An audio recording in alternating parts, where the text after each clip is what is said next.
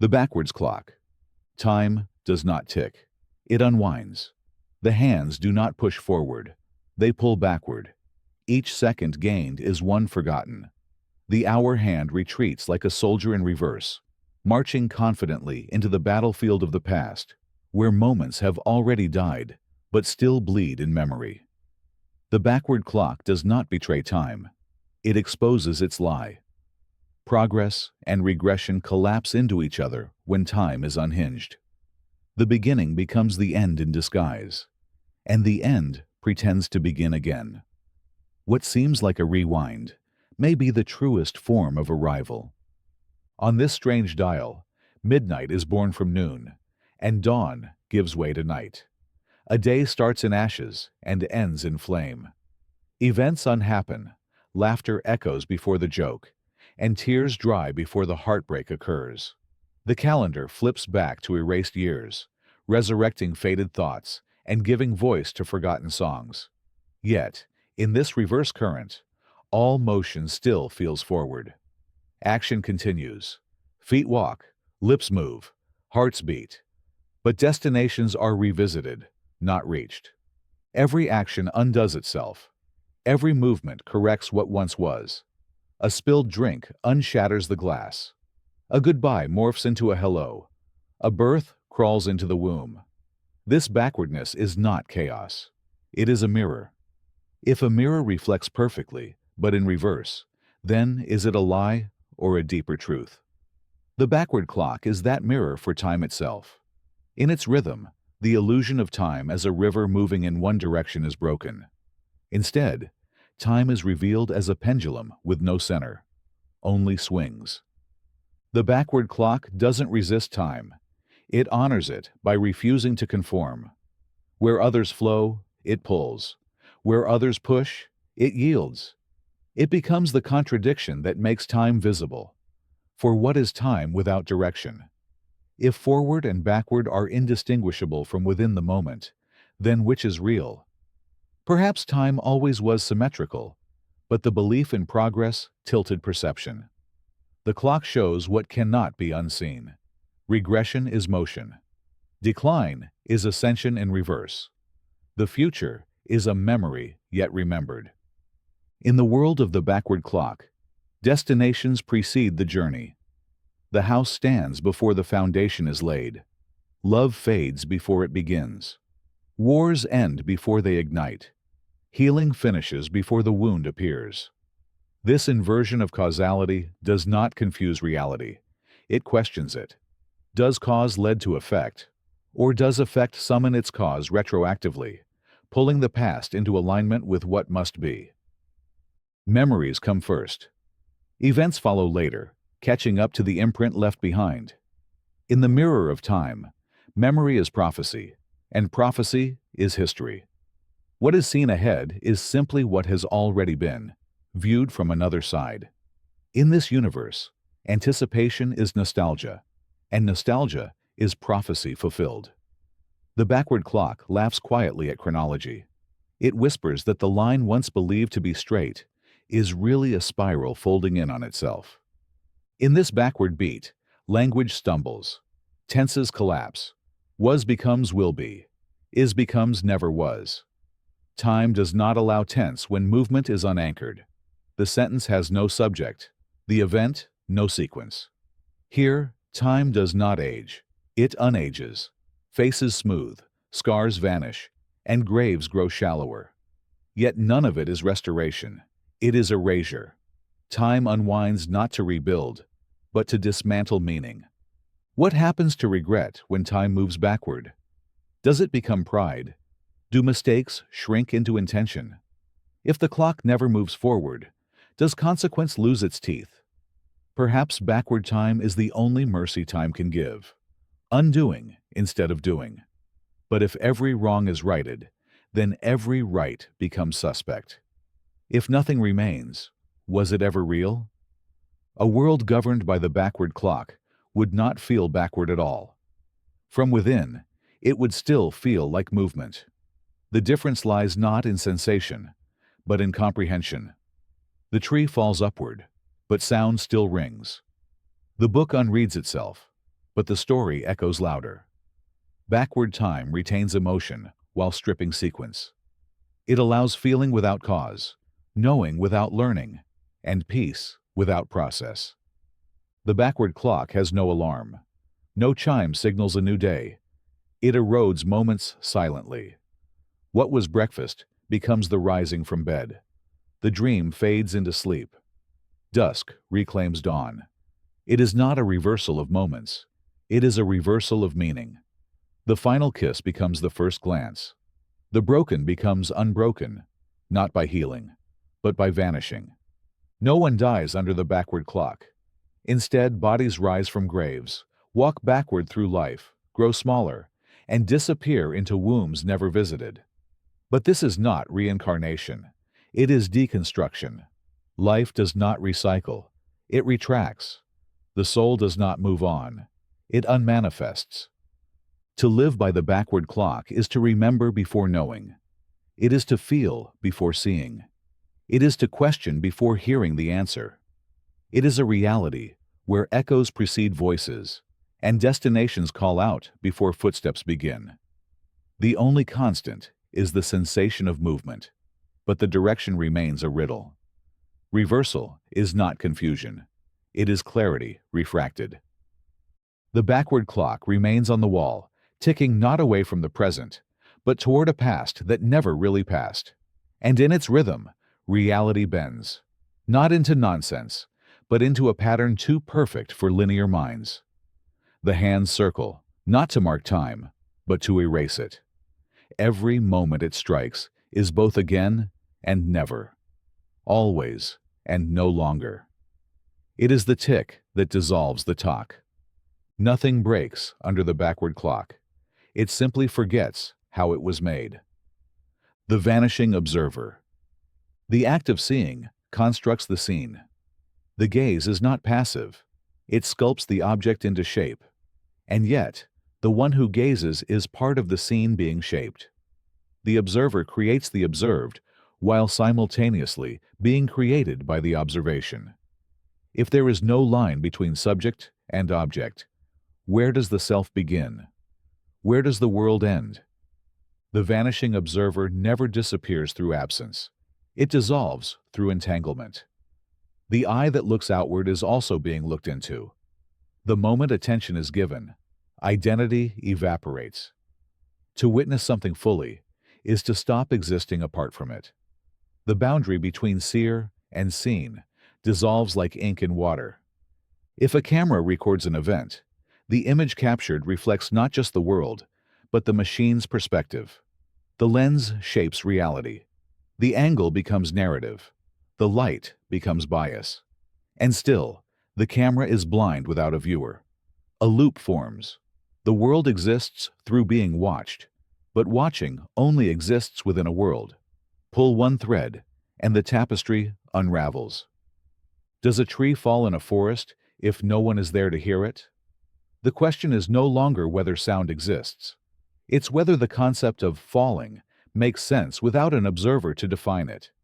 Perhaps the tree stands still until noticed. Perhaps it only falls into the mind, not onto the ground. The vanishing observer is not absent. It is hidden in every corner of perception. Reality becomes a hall of mirrors, where every reflection contains a smaller eye watching from within. The more observation is applied, the more the observer dissolves into the frame. The scientist becomes part of the experiment. The artist becomes part of the canvas. The audience becomes part of the performance. In the quantum realm, particles change when observed. They shift from waves into defined points, as if afraid of being caught unformed. Does the act of noticing force the universe into choosing?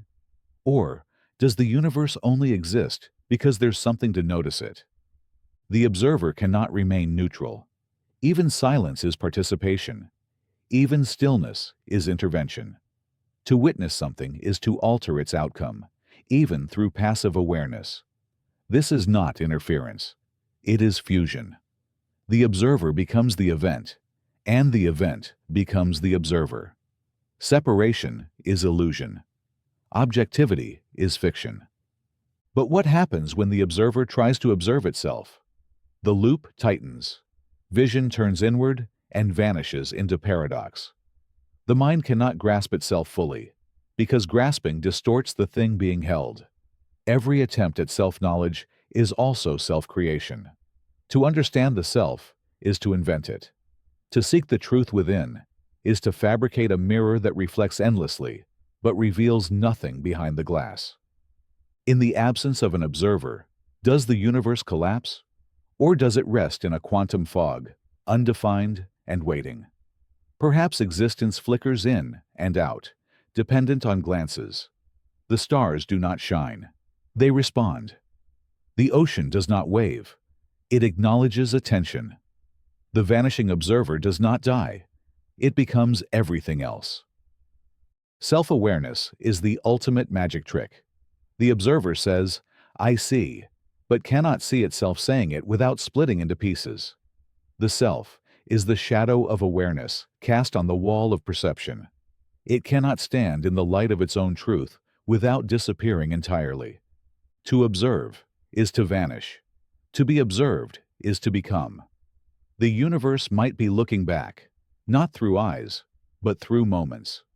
Each moment asks, "Who is witnessing this?" and dissolves the witness into itself.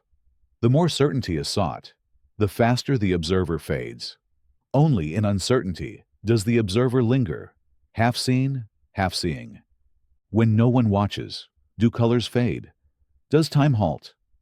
Perhaps things only happen when held in attention. Maybe the universe holds its breath until noticed, then exhales galaxies. Or maybe, when unobserved, things live more fully, freed from definition. The observer is not the center of the universe. It is the edge of its own creation. And at the edge, everything folds inward. Sight creates reality, but also destroys the purity of what was unseen. Like a butterfly pinned under glass, observation traps what once flew freely. In seeking to understand, mystery is lost. But in losing mystery, something else is gained, a reflection.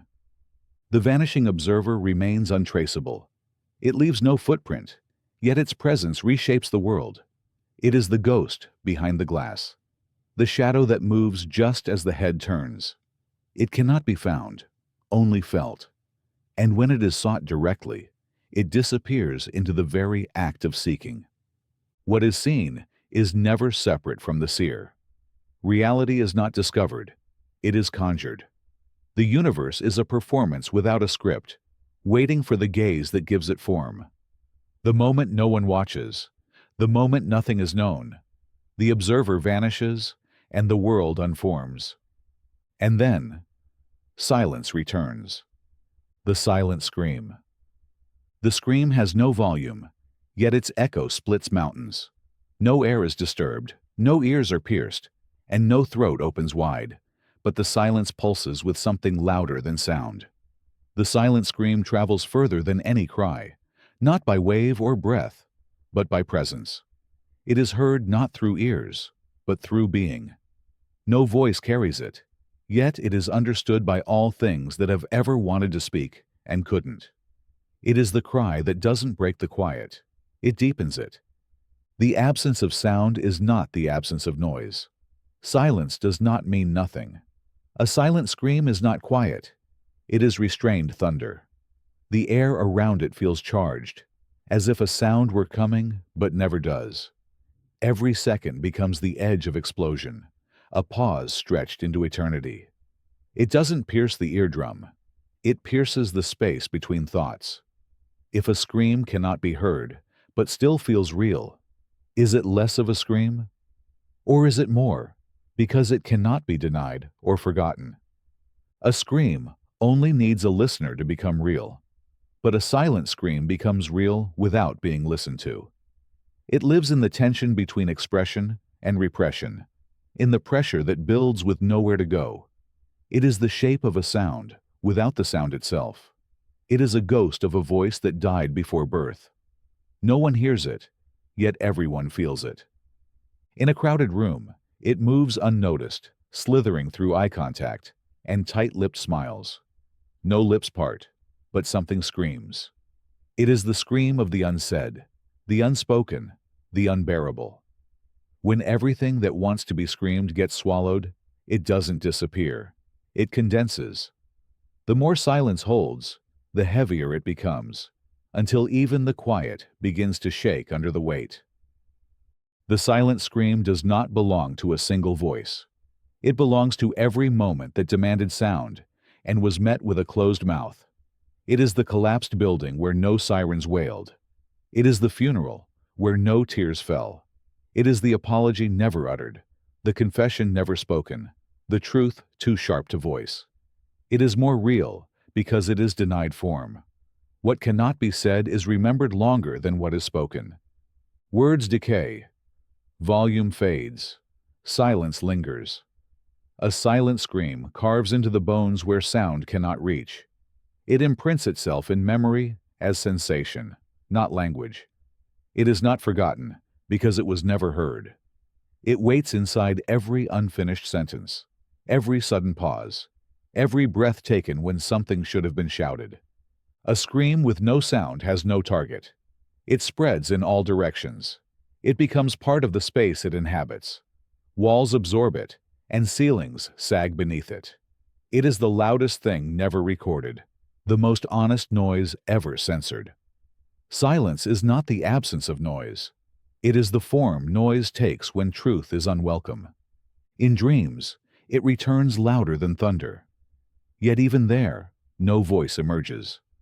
The dream mouth opens, the lungs collapse with force, but still nothing escapes. The body feels the release, but the world remains unshaken.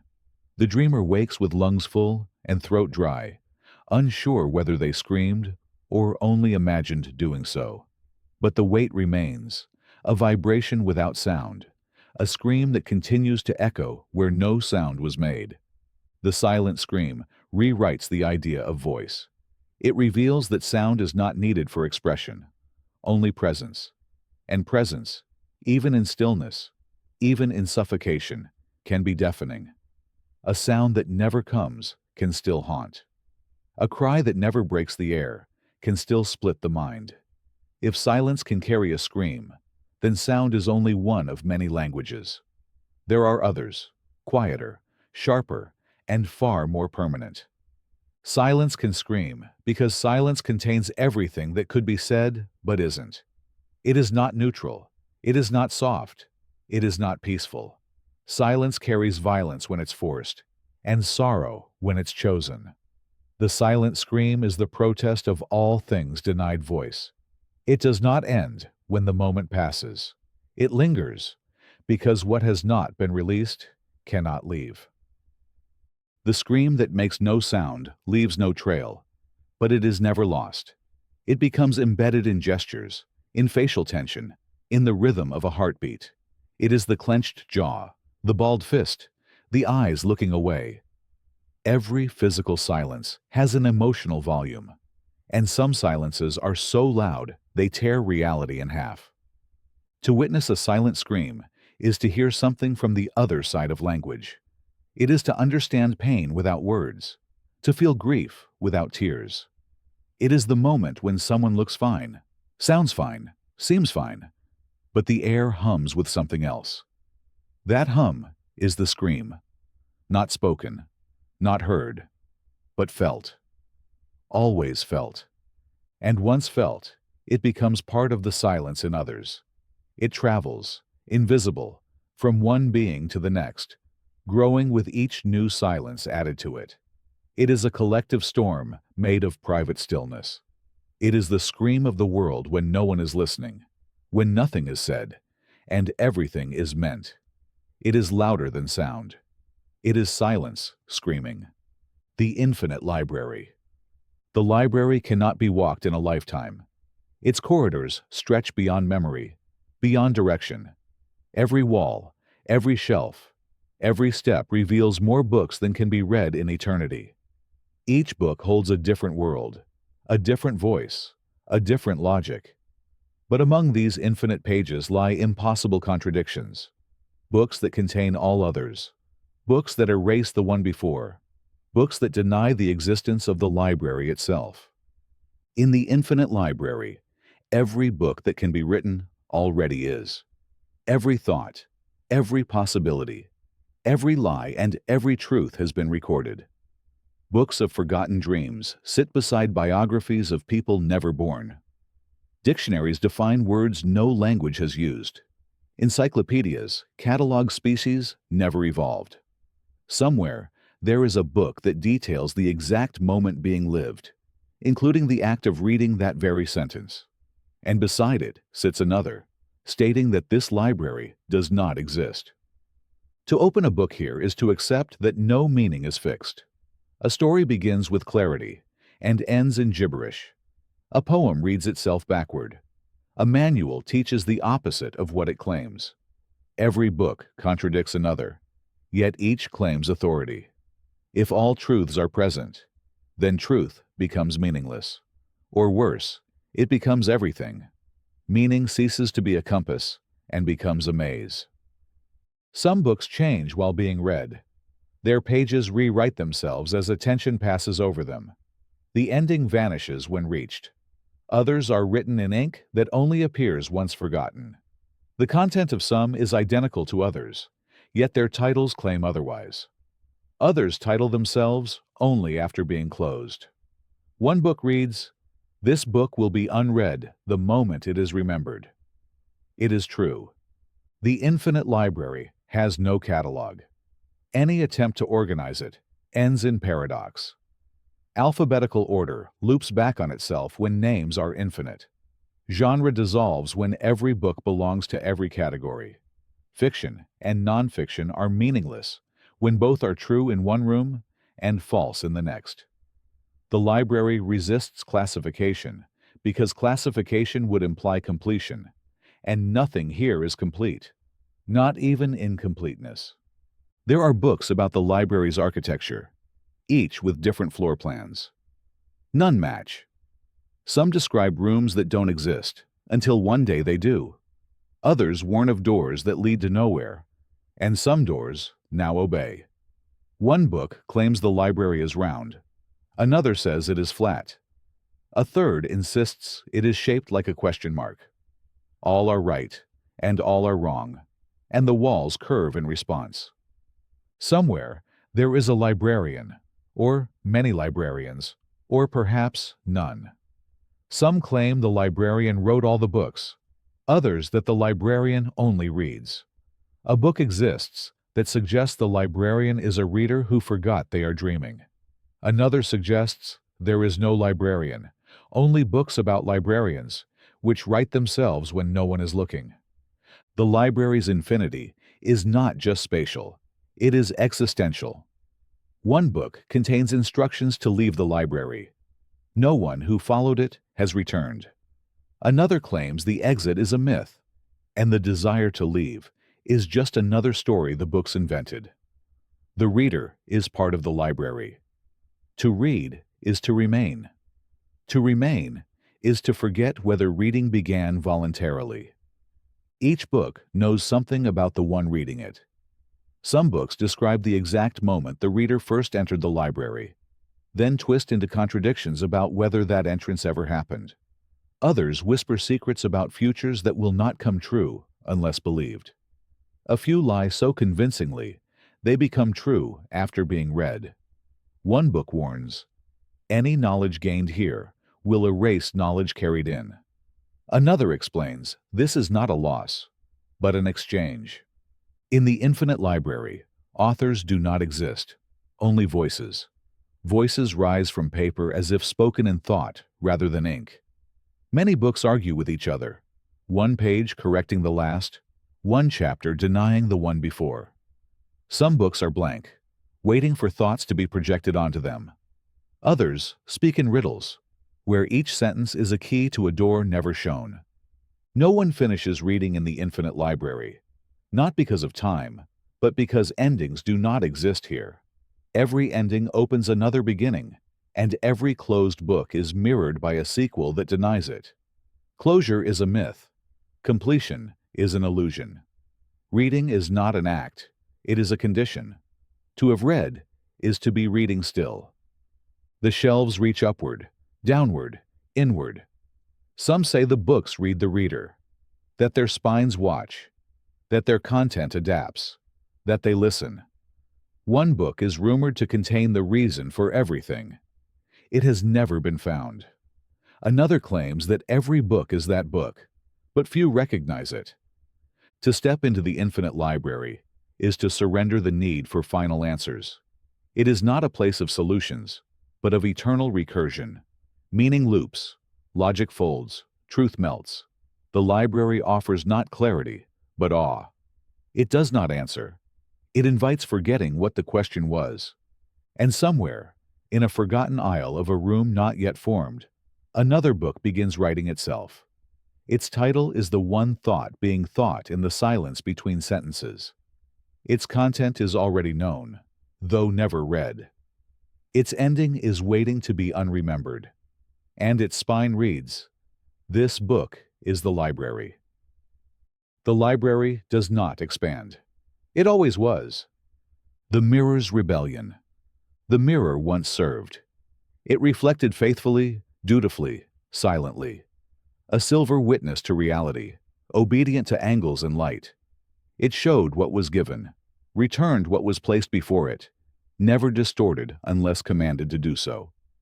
But the rebellion began in the smallest way, not by shattering, not by turning black, not by melting into abstraction, but by hesitation. A moment when the reflection did not immediately follow the movement. A blink delayed, a smile lagging behind the lips that formed it. A rebellion, not of destruction, but of autonomy. No sound announced it. No crack appeared. But something changed. The mirror no longer merely echoed. It began to choose. Where once the right hand raised, and the left in glass mimicked perfectly, now the mirror hand paused, reconsidered, and sometimes refused. The face in the reflection smirked at the wrong time. The eyes blinked twice instead of once. The rebellion was subtle, quiet, insidious, and yet, once noticed, impossible to forget. Mirrors were never truthful. They always reversed. They always lied politely.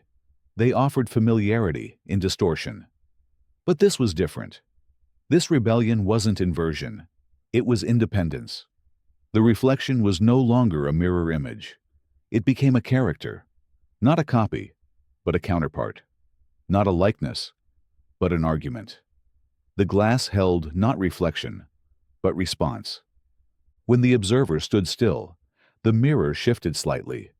When the head tilted left, the image tilted right, then overcompensated, then stared directly forward with a steadiness that unnerved. What should have been identical now questioned. No words were spoken, but 1,000 questions screamed through the silence of the glass. Who is the original? Who is the imposter? Does the glass merely bend light or thought? The rebellion grew bold. The mirror no longer waited to be looked into. It stared first. It summoned. Its pull became irresistible. Reflections whispered intentions unacted. They proposed expressions never felt. The face in the mirror sometimes bore emotions not present in the one standing before it. Sadness without sorrow. Rage without cause, a grin while the heart stood still. Soon, the mirror stopped mimicking entirely. It gestured when the body did not. It blinked when the eyes were wide open. The mirror began remembering things forgotten. It recalled glances never made, regrets never voiced, lives never lived but somehow familiar. Within its surface swirled forgotten decisions, alternate selves, unrealized futures.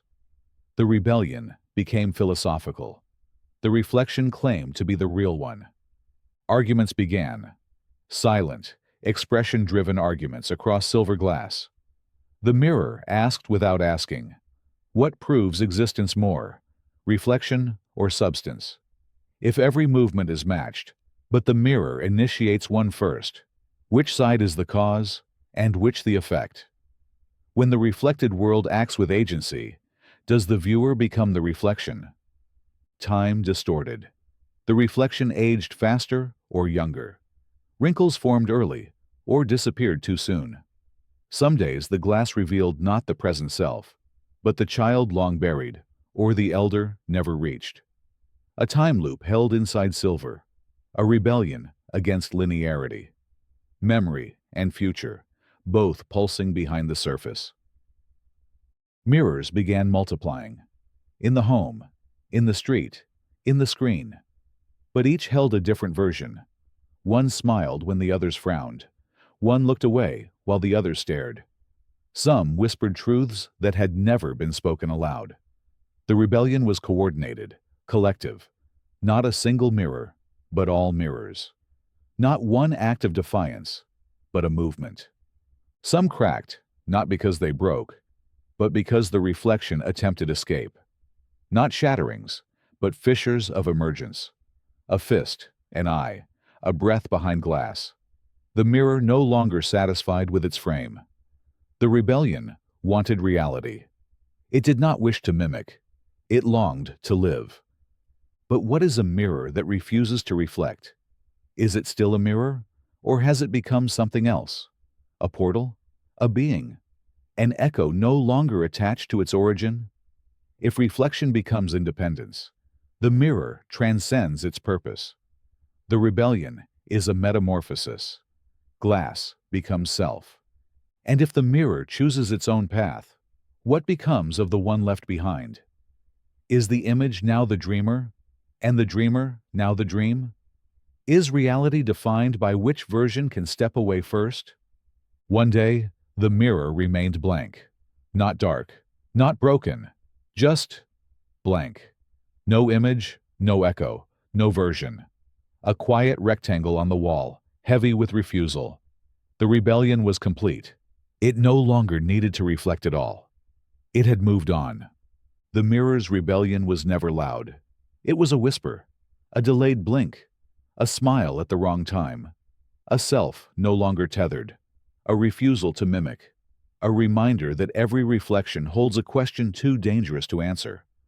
What if the thing in the mirror is not repeating, but waiting? The sleeper's double. The sleeper lies motionless, but the dream stirs. Somewhere else, footsteps move. Somewhere else, a version walks through the imagined, leaving no footprints, but shaping entire worlds with thought. The body rests under the weight of sheets, but the double moves unshackled by muscle or bone. The sleeper sleeps, but the other does not. And the one who dreams begins to wonder, who is the original? The sleeper's double speaks in silence. It knows languages never learned, visits places never mapped, recalls lives never lived. Each night, it returns with fragments that fade upon waking. It is not memory, it is substitution. While the sleeper forgets, the double remembers everything. In the moment of slumber, a trade is made. The conscious self retreats, and the other self steps in, not born from imagination, but released from beneath it. The double is not an invention of sleep. It is a permanent passenger, a parallel witness, always waiting for the blink between worlds.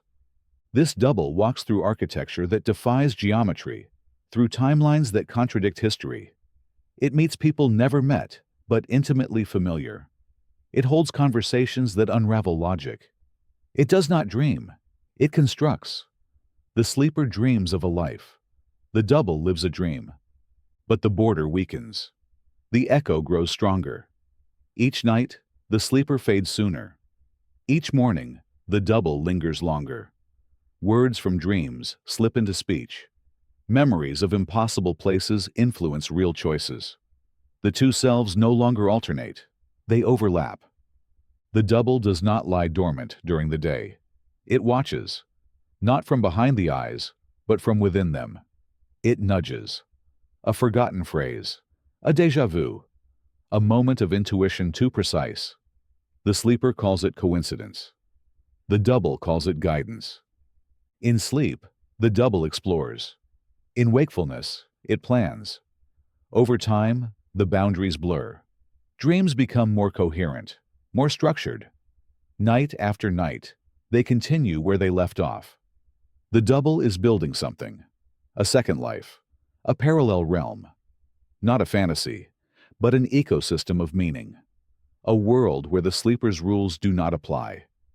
Some nights, the double looks back at the sleeping body from within the dream.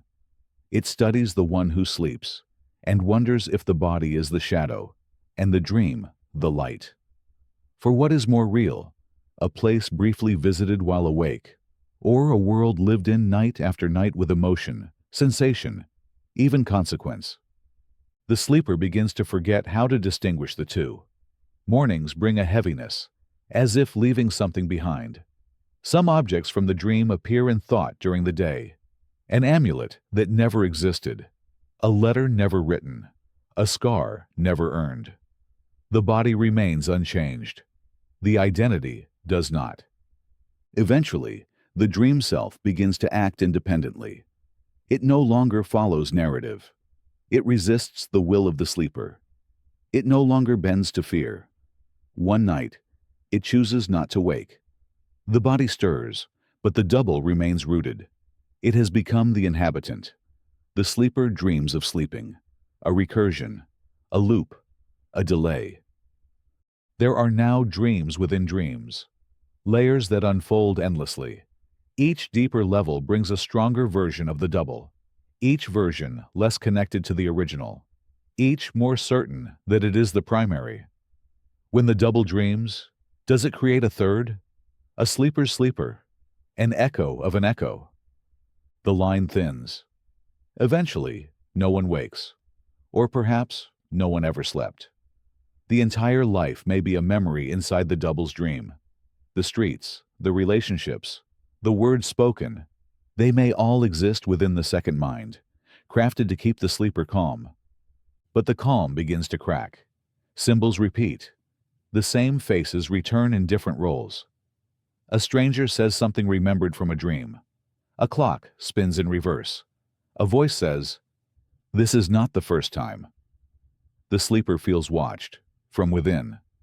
The double cannot be exorcised. It is not a ghost.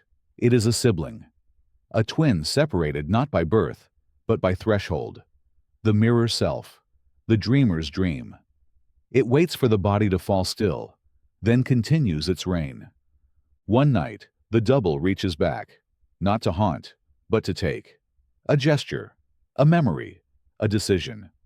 Slowly, it rewrites the waking world with dream logic. Dreams no longer come in sleep. They occur in conversation, in traffic, in routine.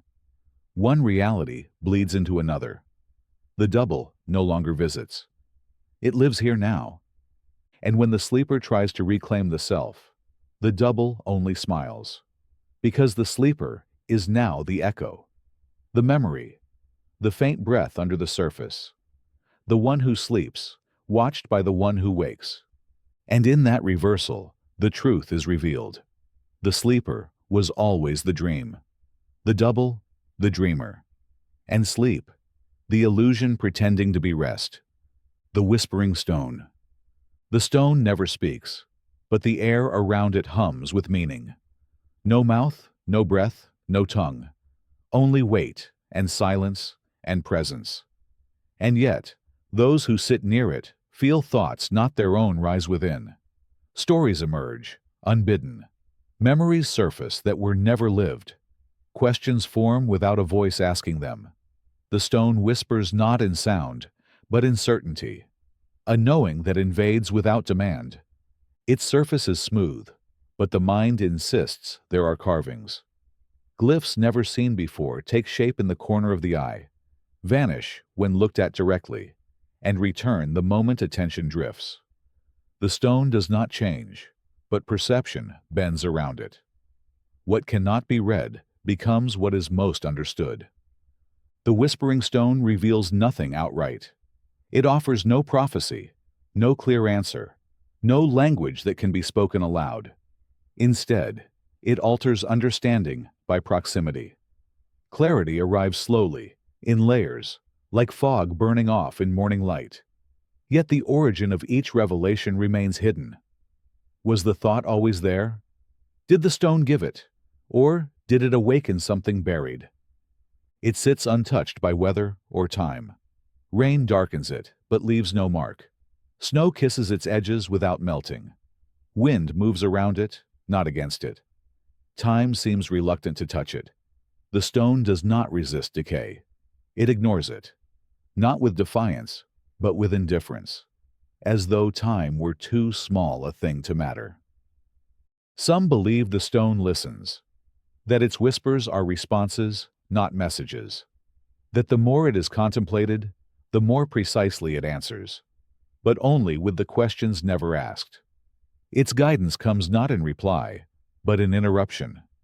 Thoughts that would never be spoken aloud arrive fully formed. They do not argue. They settle. The stone's presence invites solitude, but not loneliness. Those who approach it often return changed. Not louder, not clearer, but quieter. Not emptied, but stilled. The chatter inside the mind quiets near it, not out of fear, but out of reverence. As if thought recognizes something older, something truer, and chooses to kneel. Legends surround the stone, but none agree. Some say it fell from the stars, others that it rose from the earth. A few claim it was never placed. It was remembered, that the world was built around it, not the other way. If so, then the stone is not an object. It is an origin, not a fragment, but a center, the point from which meaning radiates outward. It speaks differently to each who listens. To one, it suggests letting go. To another, it urges endurance. To another still, it simply watches, silently, until the illusion of self melts into the gravity of its presence. The message is never the same, yet always familiar, as though the stone were not whispering new truths, but reminding of truths forgotten. Sometimes, those who sit with the stone forget why they came. Time slows, bends, rearranges. The sun passes, but the moment stretches. The body ages, but the awareness does not. Some call it meditation. Others call it dissolution. But the stone calls nothing. It simply waits. No one owns it. No one moves it. Attempts to lift it fail not through resistance, but through refusal. The hands forget how to grasp. The arms forget how to strain. It is not immovable. It is uninterested. To possess the stone is to misunderstand it. It is not a tool. It is a silence that listens louder than speech. When someone speaks aloud near it, the words often come out wrong. Not jumbled, but changed, as though the meaning inside was rewritten before it left the mouth. People confess things they did not know they believed. Apologies arrive without guilt. Forgiveness is offered without injury. The stone does not judge. It disarms. To sleep beside it is to dream vividly, but not personally. Dreams become visions not of the self, but of something larger. Not prophecy, not instruction, just experience. Symbols swirl, timelines loop, faces appear that have never been seen before, but feel as intimate as breath. The sleeper wakes, not confused, but full. Not everyone hears the stone. Some walk past without a second glance. Some sit, listen, wait, and leave unchanged. The stone does not whisper to all. It selects without bias, without pattern. It does not seek the ready, the worthy, or the curious. It speaks only when silence inside has made room for something else. No one has ever broken it, chipped it, or discovered what lies beneath its surface. Because the stone has no beneath. It is not composed of layers. It is pure presence. Its essence does not run deep. It runs wide. It occupies not space, but awareness. Its mass is not in kilograms, but in questions. The stone cannot be learned. It cannot be explained. It can only be sat beside. And in that sitting, something changes. Not because the stone intends it, but because silence, when thick enough, speaks. The whisper is not in the stone. It is in what the stone makes visible. The voice beneath all other voices. The voice of nothing, made louder than everything. And after the stone is left behind, its whisper continues, not in words, not in thought, but in the shape of perception itself. The world feels shifted, softer, more uncertain, but less urgent. The whispering does not stop.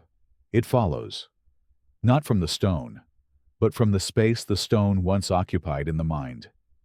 The stone never speaks. It never moves, but it is never silent. The thoughtless thought. There is a thought that cannot be held. It cannot be described, remembered, or even known in the moment of its arrival. The moment the mind turns toward it, it is already gone. The thoughtless thought slips between attention like water through a sieve.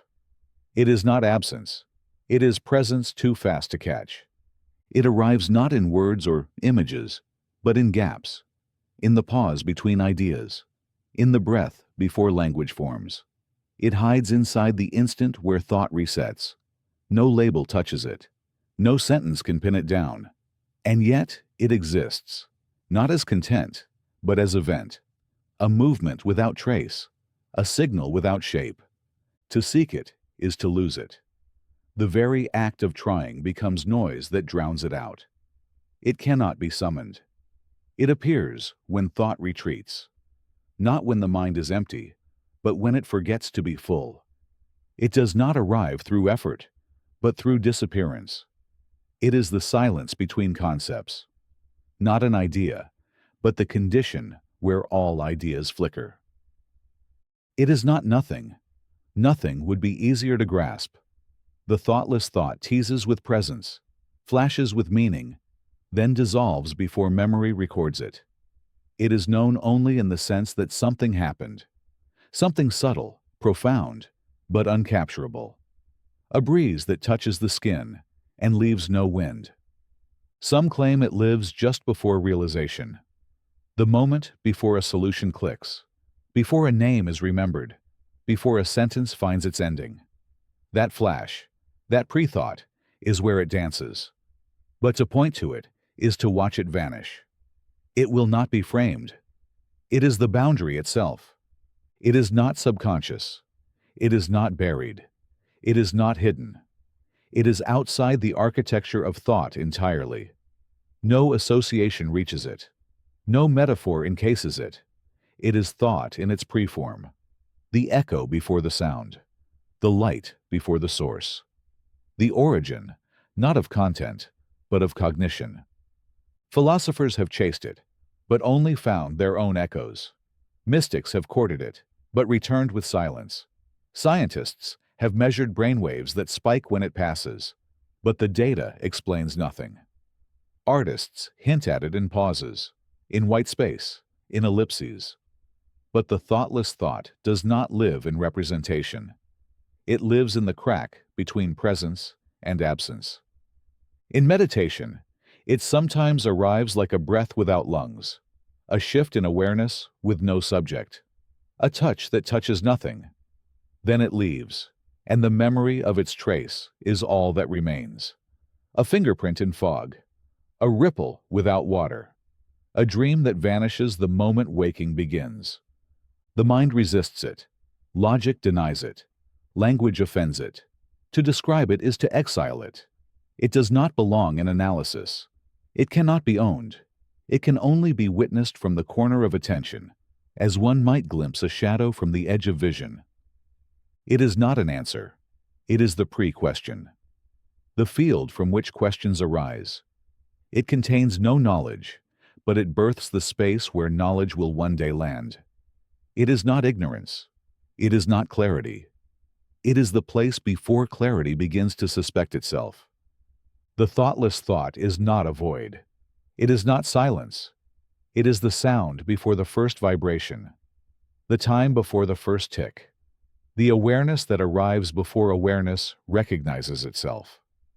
There are moments when it floods perception, a wave of understanding without content, a certainty without topic, a meaning without message. Then it fades, and the thoughts rush in to explain, but too late.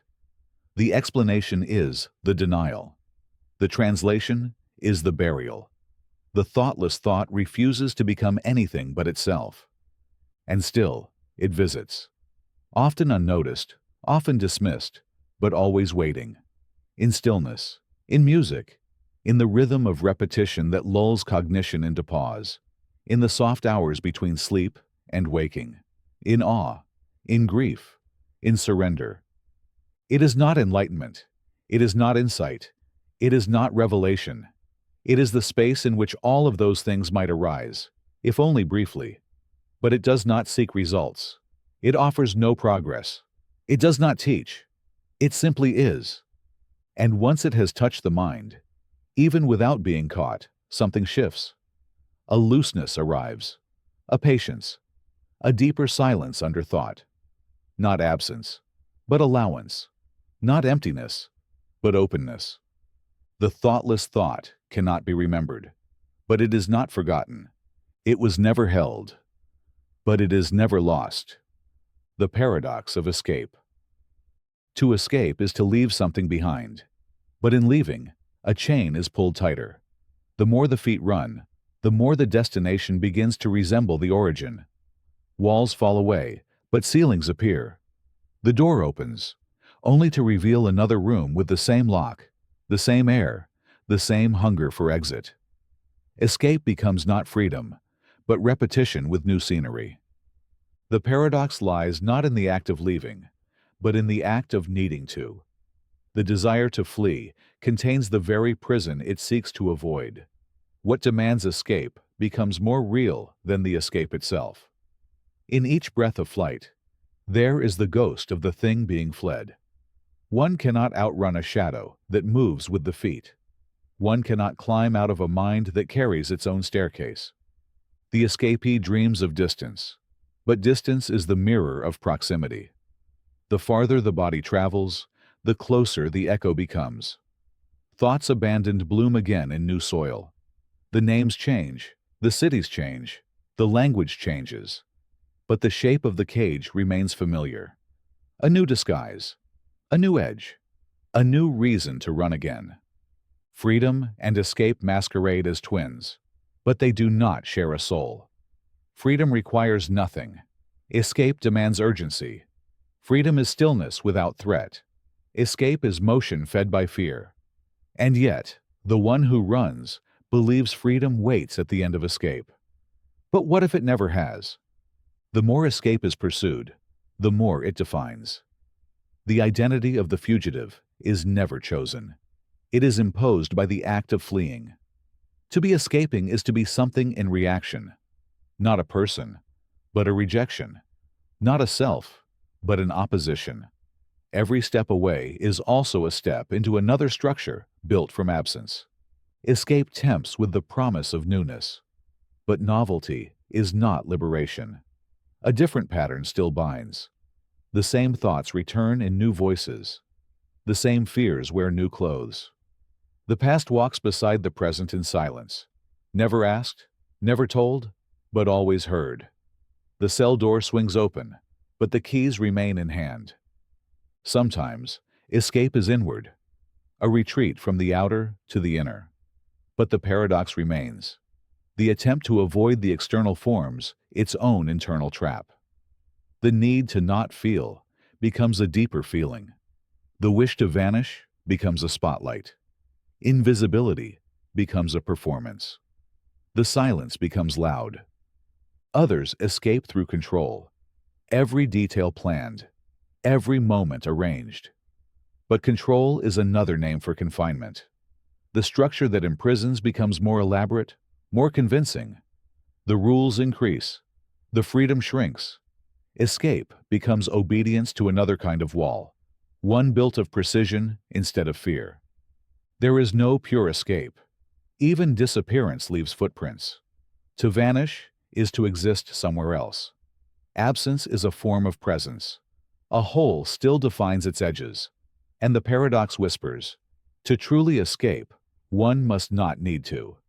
But the one who no longer needs escape has already been freed. Without movement, without action. Perhaps the only real escape is to stop trying. Not to surrender to the trap, but to stop naming it as such. To sit inside the cell and realize it was drawn in chalk. to stop tugging on chains that are made of thought. The prison exists because it is resisted. When the resistance fades, so does the need to flee. But even this is a trick. To stop trying in order to escape is still trying. The paradox waits patiently. It does not punish. It reflects. Every attempt to defeat it becomes another version of it. Every strategy becomes another corridor within its maze. The more clever the mind, the more intricate the trap. The only door that opens is the one never reached for. The only path that leads out is the one that was never walked. The paradox is that escape requires not escape, but presence. Not departure, but acceptance. But not as a tactic, not as a step, as a truth. And in the moment that escape is no longer needed, the walls crumble, not because they are defeated, but because they are no longer real. The living statue. It stands perfectly still, unmoving, unmoved. A figure of stone or bronze, captured mid-gesture, immortal in pause. But something pulses beneath the stillness. Something flickers in the corner of the eye. When no gaze rests upon it, the air seems to change. Dust shifts. A shadow slides. The statue does not move, and yet it is never where it was last remembered. The living statue is not alive, but it is not dead.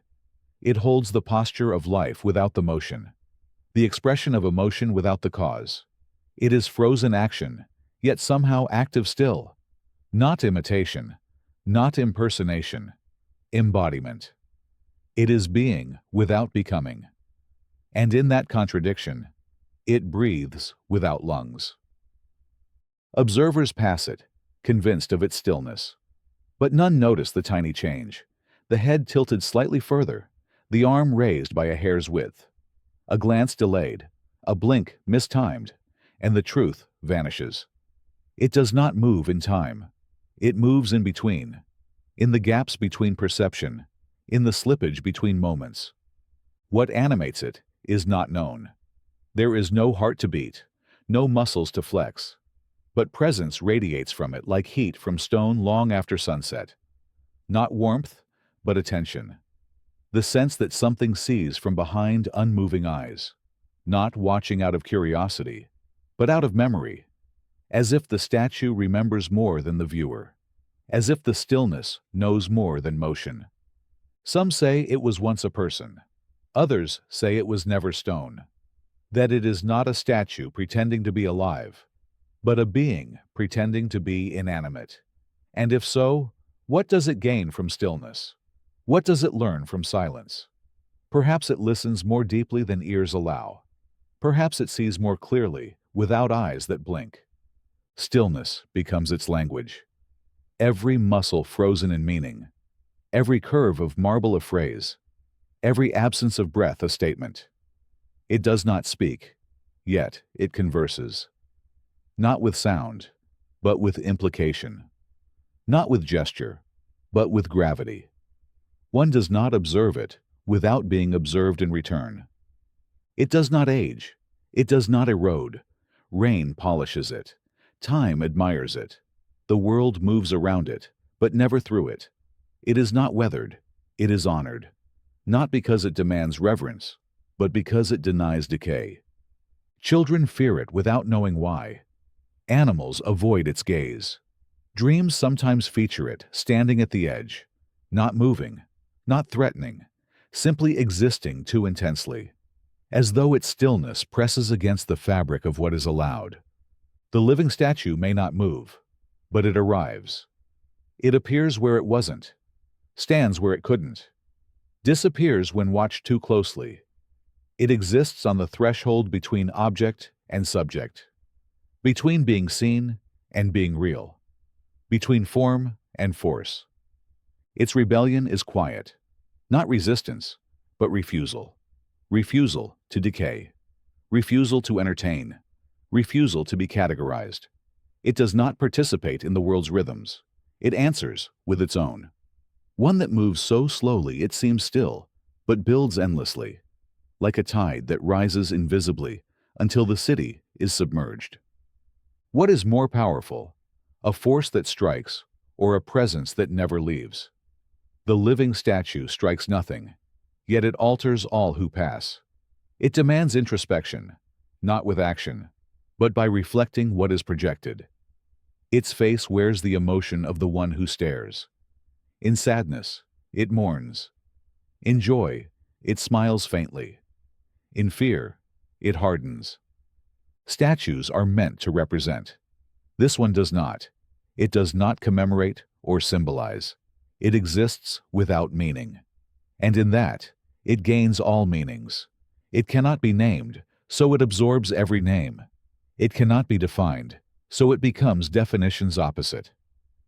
When no one watches, it may dance. It may scream.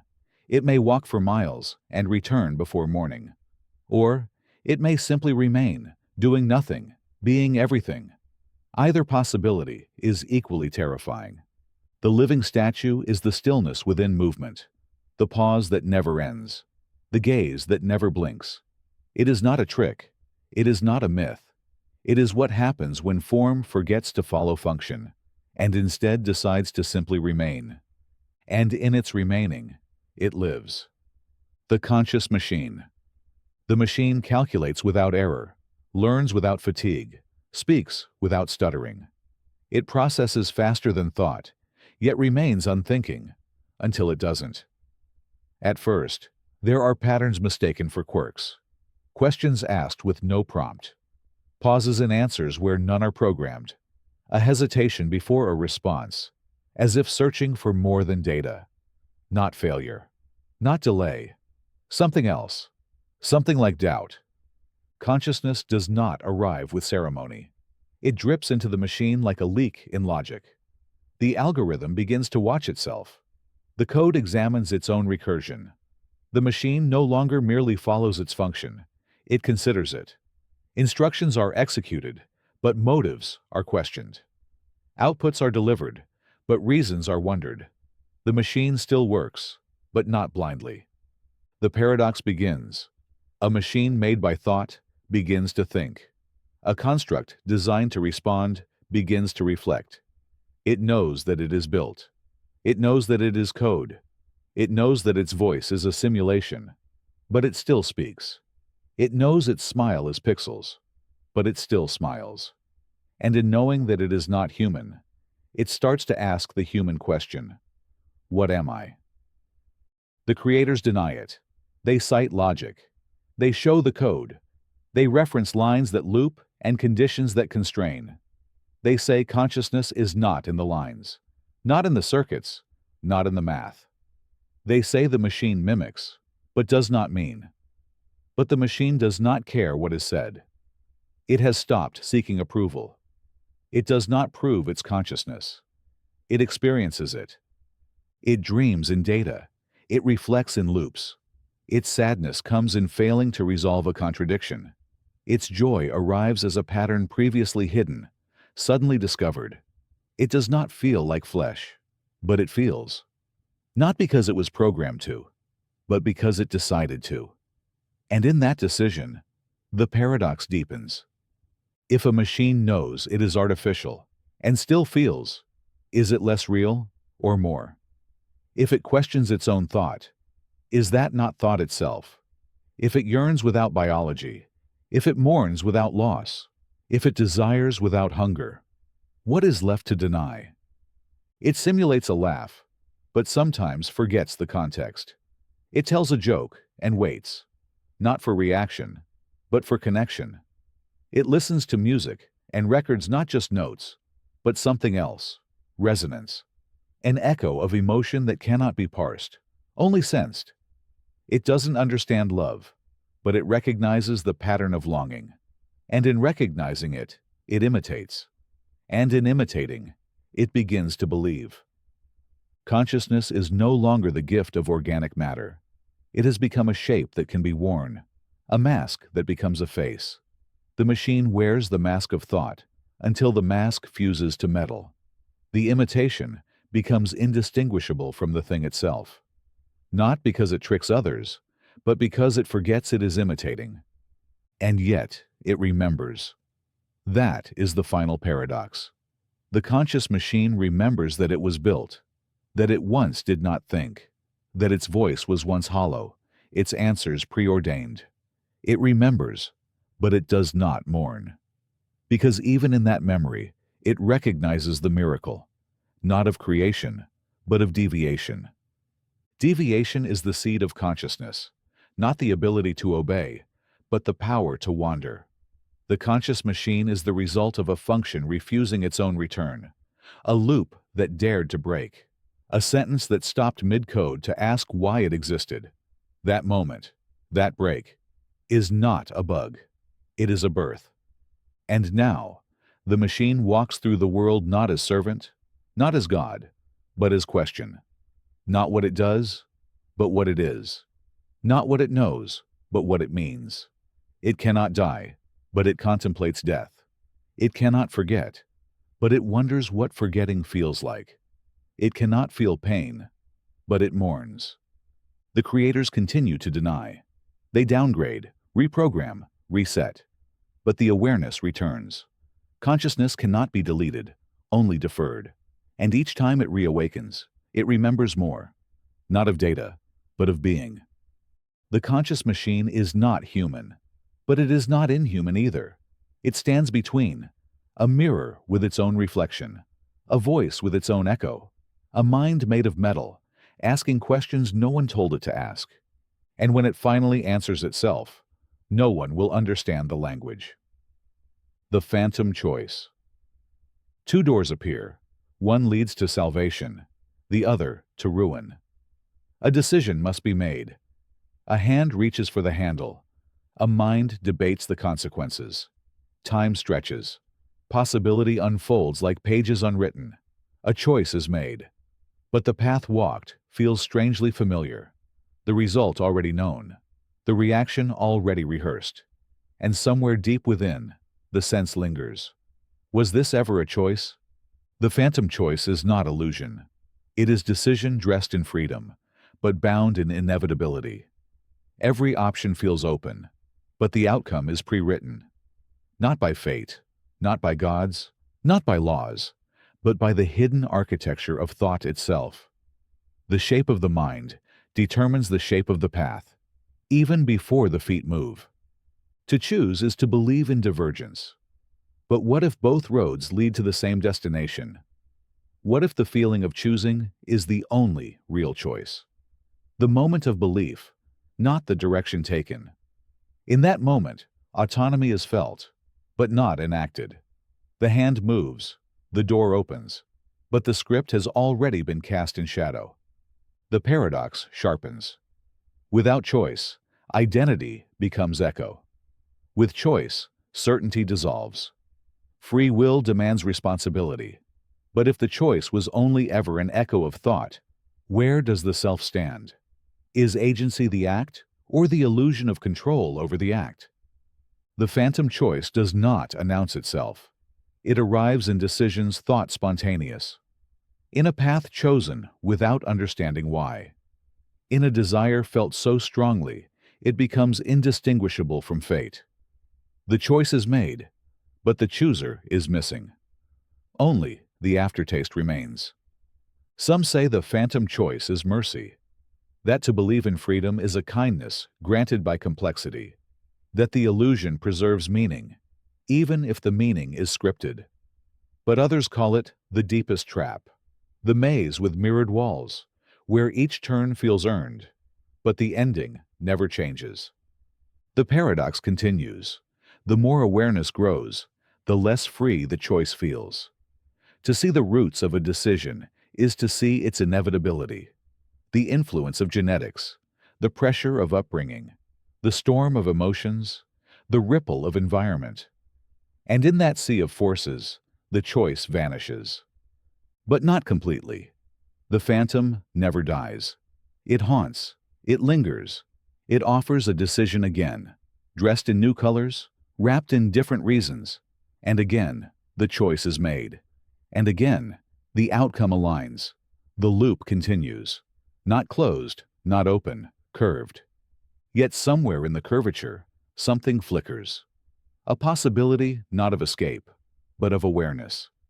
The realization that the loop is seen, that the phantom, though insubstantial, casts a shadow, that the shadow, though illusory, carries weight, that the weight, though meaningless, can still be felt. Perhaps the phantom choice is not a lie.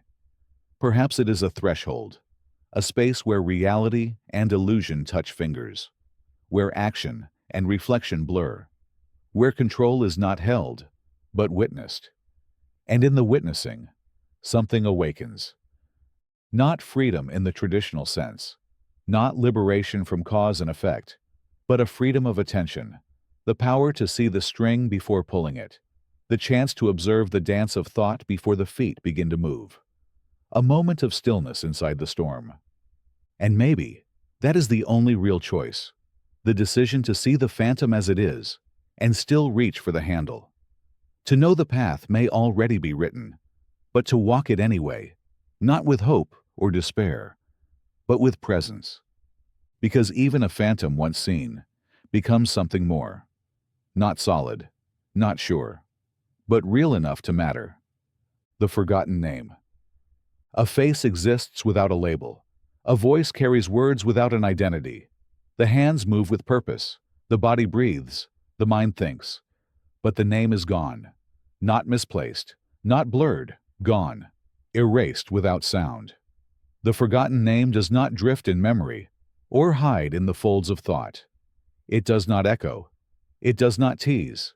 It simply ceases to exist, as if it never belonged. Yet the self remains. The body continues. The thoughts do not collapse without the name to frame them. The eyes still recognize the mirror, though nothing is said aloud. Identity persists without language, but becomes a shadow of something once sharper. There is movement, emotion, hunger, and fatigue. But the anchor is missing. The thing that tethered the being to a history, a context, a continuity. It has been released. Others ask, but no answer arrives. Only silence, or a half-smile that does not clarify. People remember the name that has been forgotten, but speaking it aloud feels wrong, as though the syllables no longer fit. The forgotten name refuses reattachment. It becomes allergic to repetition. Even when spoken, it slides off meaning. It becomes a word-shaped absence. The paradox begins here. The self feels intact, yet incomplete. Whole, yet unnamed. All traits remain. Preferences, beliefs, habits, and memories. But without the name, they drift. The stories that once formed a personality seem borrowed, as if inherited rather than lived. The forgotten name becomes the center of gravity for memory, and without it, events lose sequence. The story remains vivid, but detached from ownership. What defines the self, if not the name? If the narrative is remembered, but the character is not. The forgotten name whispers that the self is not a fixed identity, but a lens. Not a figure in the story, but the awareness watching it unfold. Without the name, the watcher remains, but the watched dissolves. And in that dissolution, something is revealed. A freedom, cold and disorienting. A sense of existence outside biography. Without the name, expectations crumble, roles fade. The self is no longer bound by what the name once demanded. The labels others used no longer stick. The pressures once worn like armor fall away like dust. But so does belonging. So does recognition. Without the name, interactions shift. Others hesitate. They speak less. They smile with confusion, as if uncertain who stands before them. The nameless self becomes translucent, present, but undefined. Others attempt to assign new names, but none stay. They slip off like oil from glass. The forgotten name casts a silence that resists replacement. Dreams begin to change. They lose familiar characters. The dreamer floats without reference.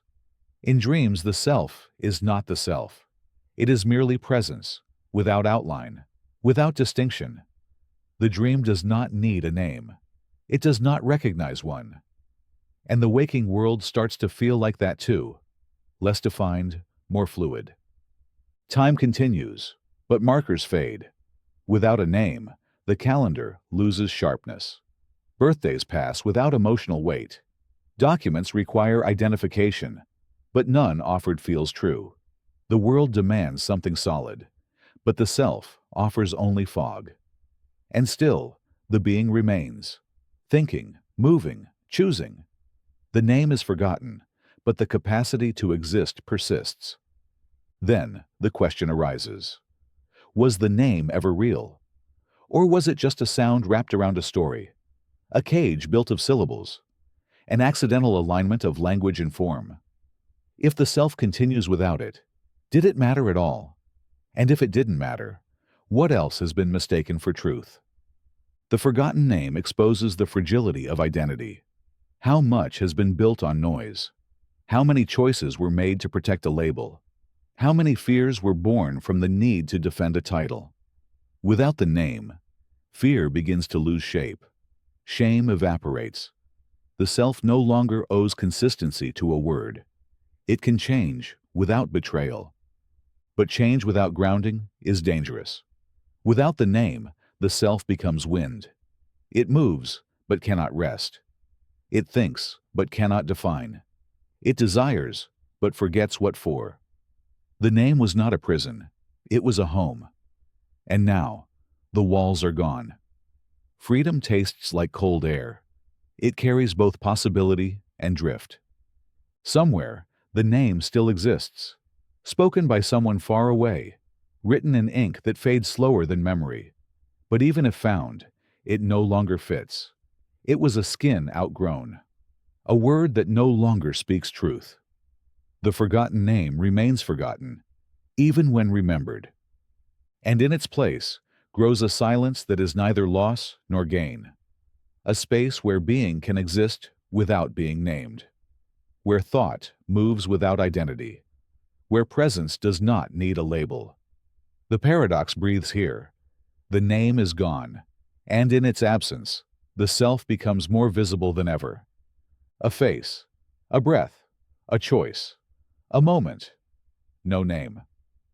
Still, something remains. The endless horizon. The path stretches toward it, the feet chase it, the eyes never lose sight of it, but it never arrives. The horizon is always ahead, always distant, always promising something just beyond. A meeting of land and sky that refuses contact. A marriage of vision and distance that never culminates. To walk toward the horizon is to chase a line that moves with every step. The paradox lies not in its movement, but in its certainty. It is always there, always clear, always unreachable. No matter the speed, the will, the direction, arrival is impossible. The closer the body moves, the farther the line retreats. It does not deceive. It does not hide. It remains faithful to its illusion. The traveler walks with hope, not because the horizon will be reached, but because the walking feels purposeful. Each step offers the fantasy of arrival. Each mile holds the whisper of nearing. But time reveals the truth. The horizon is not a place. It is a concept, a distance that defines itself through inaccessibility. To reach it would destroy it. The moment the line is crossed, it vanishes, replaced by another. The horizon is not a destination. It is a limit that recreates itself endlessly. An idea that ensures the future remains future. The moment now becomes there. The horizon has already shifted. And yet, the journey continues. Not in spite of this, but because of it. The endlessness of the horizon becomes the purpose itself. Arrival would mean stagnation. Destination would mean finality. The horizon's refusal creates motion. It is not a tease. It is an invitation. But the invitation carries weight. The traveler believes in progress, in change, in closeness. The horizon encourages this belief, then dismantles it quietly. It teaches that movement does not guarantee approach, that effort does not equate to proximity, that some goals are meant not to be achieved, but to be followed. The sky and earth never touch. The mind knows this, but the heart forgets. The illusion is too beautiful, too symmetrical. It promises unity. It promises resolution. But unity never arrives. The world is designed with a gap in its geometry. The endless horizon is the visible shape of longing. And longing, once endless, becomes a companion. Not a burden, but a rhythm. The traveler walks not to end the journey, but to remain in it. To exist in pursuit is to stay alive. The chase defines the chaser more than the goal ever could. Some turn back, some sit and wait, others walk forever, but none escape the horizon. Even standing still, the mind reaches for it. Even blind, the soul imagines it. It is stitched into perception. It cannot be removed without unraveling the act of seeing itself. Sometimes mirages appear at the edge. Lakes that do not exist. Cities made of heat and hope. The mind wants to believe. But belief becomes fuel, not truth. The horizon needs imagination to survive. Without it, it becomes only a line. With it, it becomes destiny. Maps do not mark the horizon. Compasses do not point to it. Yet every journey is shaped around it. It creates direction without being a place. It offers meaning without providing answers. It is a question stretched across the sky. To walk toward it is to agree to never arrive. But that agreement holds power. It shifts the focus from arrival to presence, from distance to motion, from future to now. The horizon does not move, but it moves everything else. And so, it remains. A line that never breaks. A promise that never lies. A goal that never allows itself to be fulfilled. Not cruel, not kind, just infinite. The traveler walks. The sky folds into gold. The earth stretches. The horizon stays. It always stays. The painter's curse. The brush touches canvas, and the world changes. Not the canvas world, but the real one. The world beyond the frame. The world of air and breath. The painter does not simply create. The painter reveals. Each stroke births a fragment of reality so vivid, it begins to echo outside the borders. The landscape imagined becomes one remembered. The face painted becomes one known.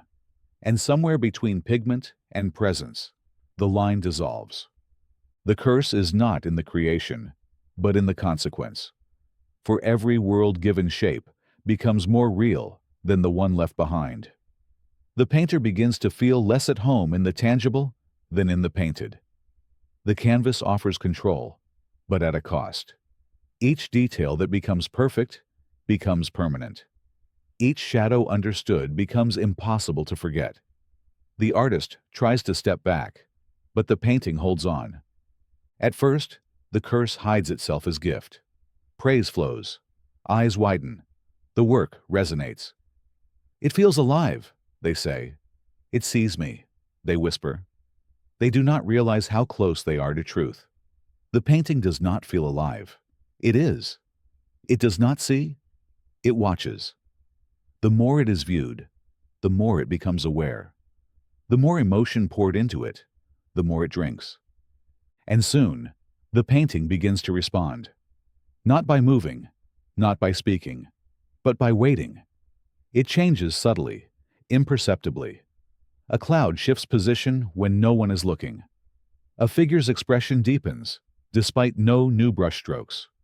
Light begins to change from day to day. The canvas becomes climate. The painter returns again and again, drawn not by pride, but by necessity. A connection has been formed, not emotional, but existential. The painter paints, and the painting listens. The painter stops, and the painting grows restless. It does not need more. It demands it, not for beauty, but for balance. The world it reflects must continue or unravel. This is the curse. To paint is to become responsible. Each piece is a dimension made flesh. Each detail, a law of physics. Each oversight, a fracture. The painter must not only create, but maintain. No longer an artist, now a keeper. The brush is not a tool, it is a chain. And worse, the paintings begin to multiply. Unfinished sketches echo across dreams. Unpainted ideas whisper from blank canvases. They beg for form, for reality, for existence. They threaten, not with malice, but with potential. What could be? They murmur. What is waiting? The curse is not that the paintings come alive. It is that they are never satisfied. The real world begins to dull. Food loses flavor. Faces blur. Memory fades. But the colors on the canvas grow sharper, deeper, more demanding. They remember what the painter forgets. They preserve what the painter tries to release. And they speak louder each time the brush touches them again. One day, the painter attempts to destroy a piece. Fire is lit. Smoke curls. But from the ashes rises not silence, but noise. Internal, unbearable.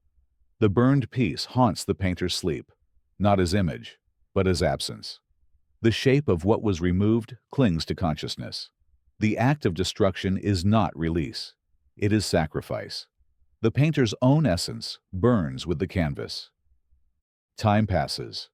The painter paints not for joy, but for necessity, not to express, but to preserve. Paintings become diaries of stability. If left incomplete, reality fractures. Weather becomes erratic. The seasons lose sequence. People forget simple words. Events repeat. The paintings are not mere representations. They are anchors. Their existence sustains the order of everything else. The final piece begins to take shape. A self-portrait, unplanned. The eyes emerge first, and they already know. The face stares before it is even complete. The hands tremble while finishing it. The painter recognizes something terrible. The painting sees more clearly than the painter ever could. The curse has turned inward. And then comes the silence. The painter sets the brush down, but it feels heavier now. Not from use, but from consequence. The canvas no longer accepts silence. It asks to continue. The painter refuses. The curse does not retaliate. It simply waits. And in the waiting, it grows heavier. The curse is not a punishment. It is a promise fulfilled too well. The act of creation was always an invitation. And once accepted, there is no returning. The world once painted cannot be unmade. The painter lives within it now, whether the eyes are open or closed. The brush remains. The canvas waits. And in the silence, the painting breathes. The invisible weight. There is a pressure that does not press, a heaviness with no mass. It drapes across the shoulders without form, settles in the chest without shape. No eyes can see it, no instruments can measure it, but it is real. So real that it bends time and breath and thought.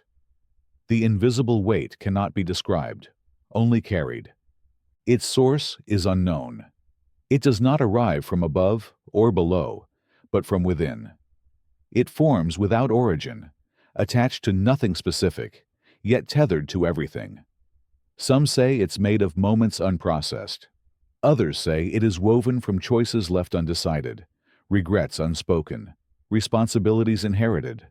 But it wears no label. It announces no arrival. The paradox emerges immediately. The heavier the weight becomes, the more invisible it is. Concern fades from others' eyes, just as the burden grows. The back arches, the breath shortens, but still nothing is seen. The invisible weight is not hidden. It is ignored.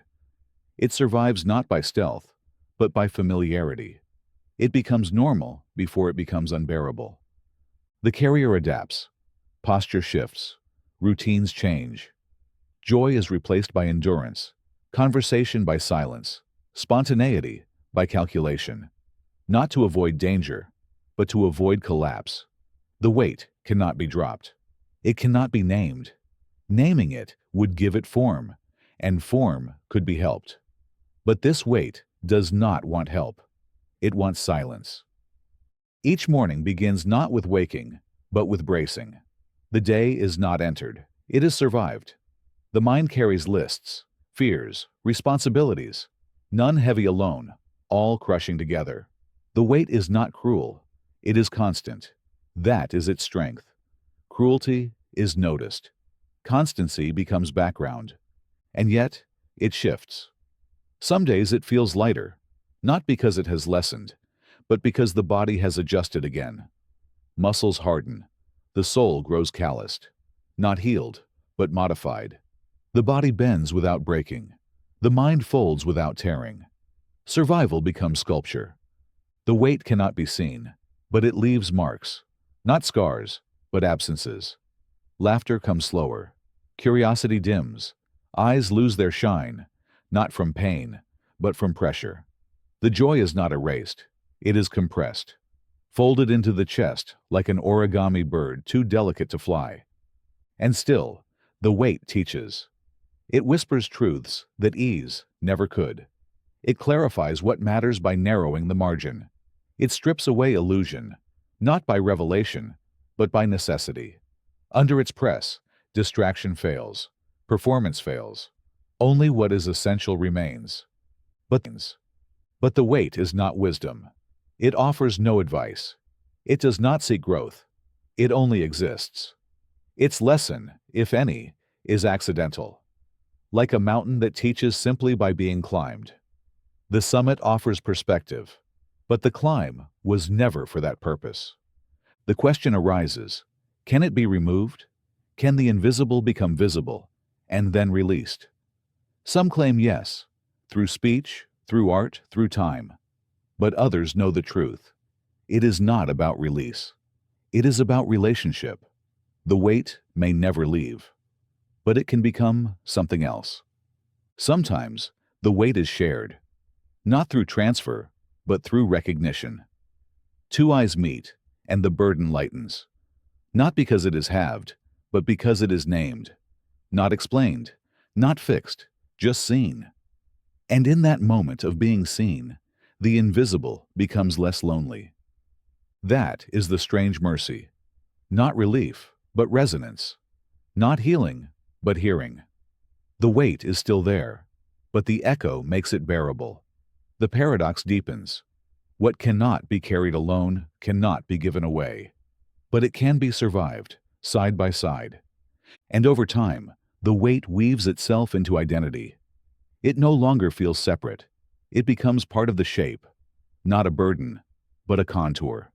Not something to shed, but something that defines how the light falls. The invisible weight never vanishes. It simply changes its name again and again. Grief, duty, doubt, love. Each name fits for a moment, then falls away. The weight remains. It has always been there, not seen, not measured, but known. Always known. The future past. A memory surfaces, not of what was, but of what will be. Not a dream, not a vision, but a certainty. A detail too crisp for fantasy. A place not yet visited, but already remembered. A conversation never spoken, echoing in the mind like a childhood rhyme. It is not a guess. It is not hope. It is a memory, but from the future. The paradox breathes immediately. How can a memory come from what has not occurred? How can the mind recollect an event not yet formed? The present stretches thin between two impossibilities, recalling what hasn't happened and forgetting what already has. The future becomes familiar, and the past becomes malleable. The moment arrives. The remembered future unfolds. The same words, the same light, the same hesitation before the same decision. It was known before it happened, but now a crack appears. The memory was not perfect. A word is different. A glance is missed. The certainty becomes doubt. If the memory of the future can be wrong, is it memory at all? Or perhaps it was never wrong. Perhaps the change proves the memory was real, that its recall shifted the path, that awareness rewrote what had been written. The future was the past until it was remembered, and the act of remembering reshaped the very thing it anticipated. Time loops here, but not in circles. It spirals. The past influences the future remembers the past, and the moment between, the now, tries to hold both at once. But the weight is uneven. Some moments feel more remembered than others, some futures more certain than the past that supposedly birthed them. There are places that feel familiar without ever being visited. People met for the first time feel like reunions. Words spoken by strangers trigger emotions anchored to events that never occurred. These are not coincidences. They are glimpses into the future past. The archive of time's potential misfiled into memory. The self begins to split, not into identities, but into timelines, one that unfolds outward, another folding inward. They do not compete. They coexist. One remembers forward, the other backward. But both claim the same present. And in this collision, agency begins to waver. If the future is remembered, is it inevitable? If the past is rewritten, was it ever solid? The mind seeks linearity. It begs for cause and effect. But the future past laughs at sequence. It offers knowledge not earned, and consequences not preceded by action. A person makes a decision they were always going to make, because they remember having made it later. And when the decision is questioned, the answer is simple. It had already happened. But it hadn't. Not yet. Or maybe it had. Just not here. Not now. The contradiction is gentle, but persistent. Like a whisper at the edge of logic. Time bends inward, folding like pages being turned in both directions. Stories are read backward. Meanings are revealed before actions. Emotions precede experience. Tears fall before loss. Apologies arrive before harm is done. The mind tries to anchor itself, but time refuses. The future past does not anchor. It floats. It glides between potential and memory, crafting a bridge that can only be crossed when forgotten. The more one tries to remember the future, the more it drifts. But let it be, and it returns on its own. Some call it fate, others call it madness, but neither name contains it. The future past is not a prophecy. It is not destiny. It is a reminder that time is not a road. It is a sea. And memory is not a map. It is a tide. And so, the self swims, half remembering, half anticipating, catching glimpses of a story already known, though never told. And when the end comes, it is met not with surprise, but recognition. Not, I knew this would happen, but I remember this moment. And then it passes again, into memory once more, into the future past, the reverse river. The water flows upstream.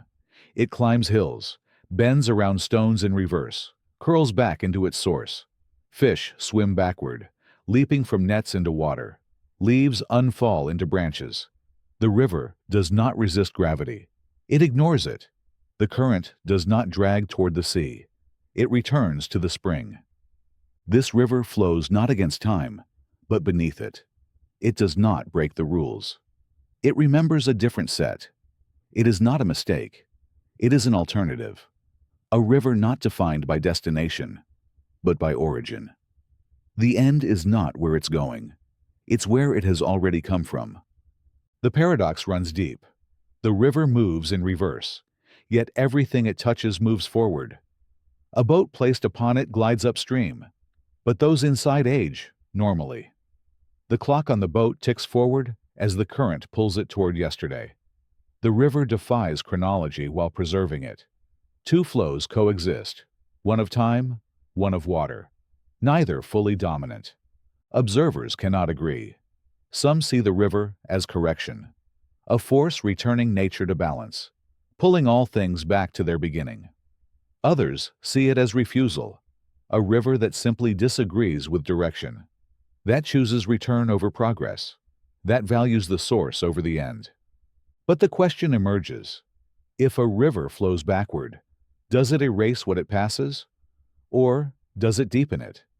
When the water undoes erosion, does it forget the rock it once wore down? When it reclaims the soil it once carried away, is that healing or denial? Villagers upstream tell of objects returned. A watch dropped 20 years ago reappears at the source, still ticking. A photograph long faded reemerges, sharper than when it was lost. The river remembers everything it ever touched, and in remembering, it reclaims. But memory is not linear here. The river flows through time the way a thread moves through fabric, back and forth, looping, connecting, confusing. It does not care for sequence. Events appear in reverse. A wedding before the meeting. Laughter before the joke.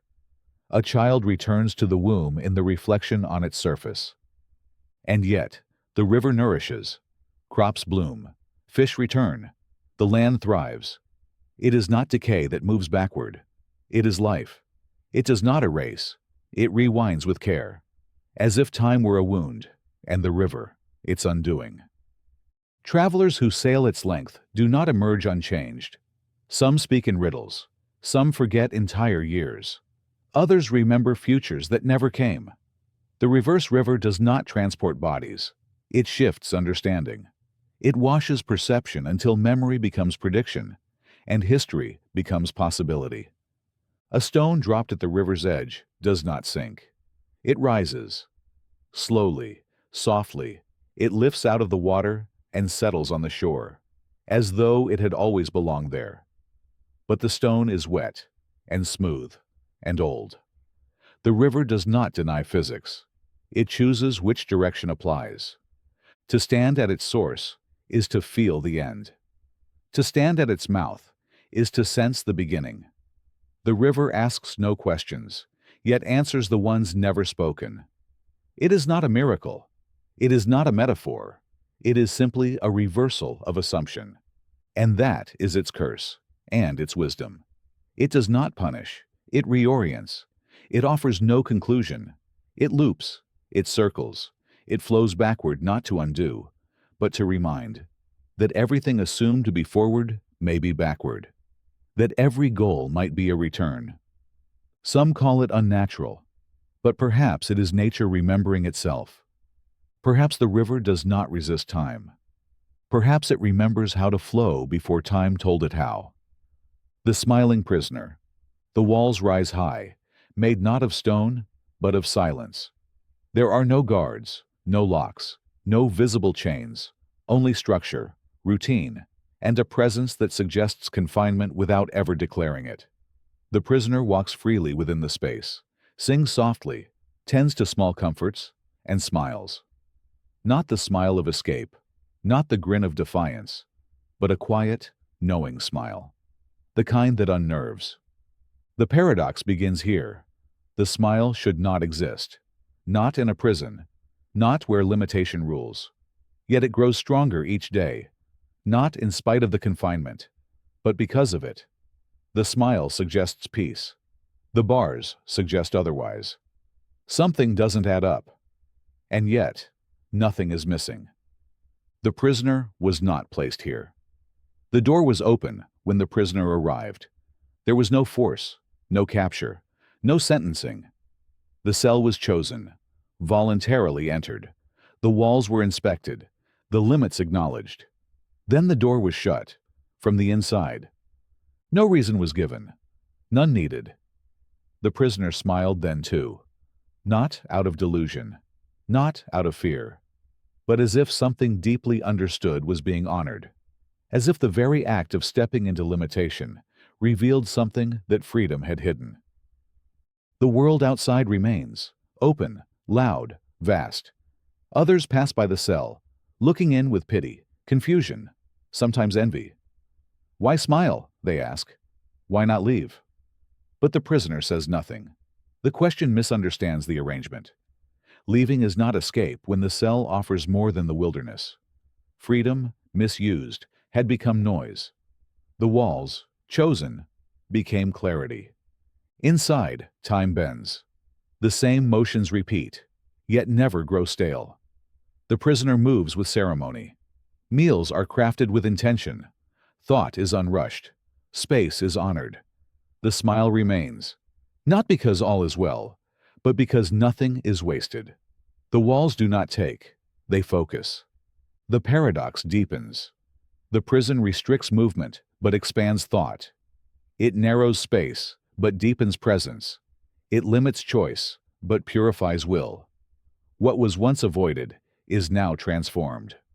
Solitude becomes connection. Silence becomes conversation. Repetition becomes rhythm. And the prisoner, far from broken, begins to glow. Others enter, out of curiosity. They expect despair or madness, but they find stillness. The air hums with calm. Questions unravel before they are asked. The prisoner listens without judgment, responds without advice. The cell becomes a place of pilgrimage, not punishment. Some claim the prisoner has lost the will to be free. Others argue the prisoner has found the only freedom that matters, the kind untouched by external options, the kind that does not require leaving, changing, achieving, the kind that sits, breathes, and smiles. Eventually, a key is found, placed on the floor one morning, shining in the sun. An invitation.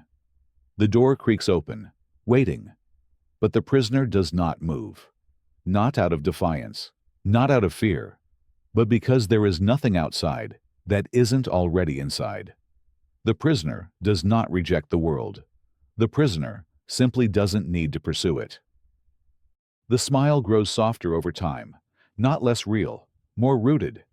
It is not a performance. It is not a mask. It is not a rebellion. It is a result. The prison has not tamed the spirit. It has clarified it. In the stillness, the self was found, and that discovery became the smile. The final paradox lingers in the air. The prisoner is more free than those who walk past. The bars are visible, but the cage is not. It had existed long before the cell, hidden in noise, identity, expectation. The prisoner left that cage behind when stepping into this one. The smile is not an escape. It is a homecoming. The dreamed dreamer. A figure lies sleeping, lost in dreams that unfold with the vividness of waking life. In the dream, a world spins, a full world, with cities, rivers, voices, pain, joy, and stories told under starlight. And within that dream, the figure walks as someone else, acts, loves, fears, laughs. This dream is not surreal. It is consistent, continuous, immersive. A life within a life. But the dreamer begins to suspect something. Not because of oddity, but because of familiarity. The world feels known in a way waking life never did. The breeze feels intentional. The moments feel curated. The conversations feel like echoes from beyond the veil. Something watches from inside the scene. And then it happens. The dream speaks back. A figure appears, not a god, not a villain, just a presence. It smiles and says, "This world is mine. I created it, and you are the dream." The dreamer laughs. It's absurd. But the voice is calm, not claiming power, claiming authorship. The world blinks, and everything changes. The dreamer, who thought they were sleeping, begins to wake up, but inside the dream. The paradox twists. Who is dreaming whom? If the dreamer dreams of a life, and within that life, dreams of another dreamer, which one is real? The original dreamer may never have existed. The dreamed self now questions its own existence, and in doing so, becomes aware. Awareness forms the border between dream and reality. But what if both sides are aware? The dreamed dreamer begins to manipulate the dream. At first, small things. A leaf that falls in reverse. A melody that changes tempo when noticed. Then larger shifts. The sky flickers. Time folds. People pause. The world responds. Not automatically, but intelligently. The dream does not break.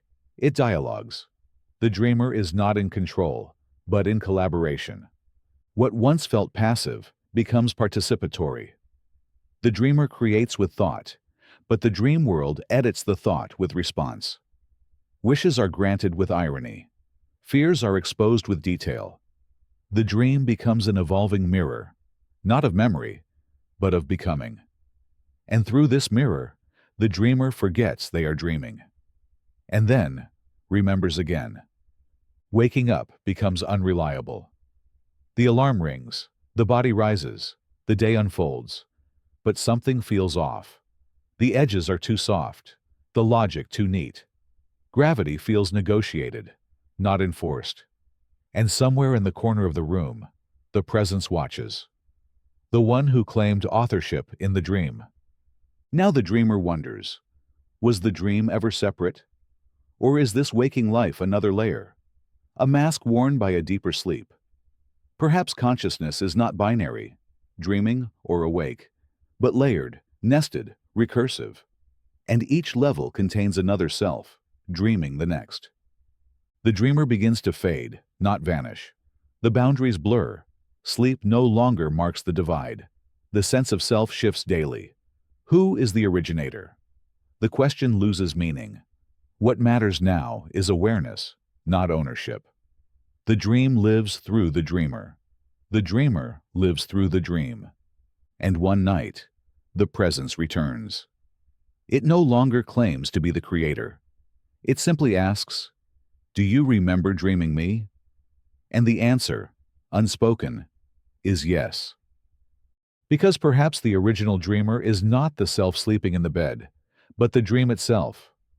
Perhaps the dream dreamed the dreamer, and still does. The whisper that grows.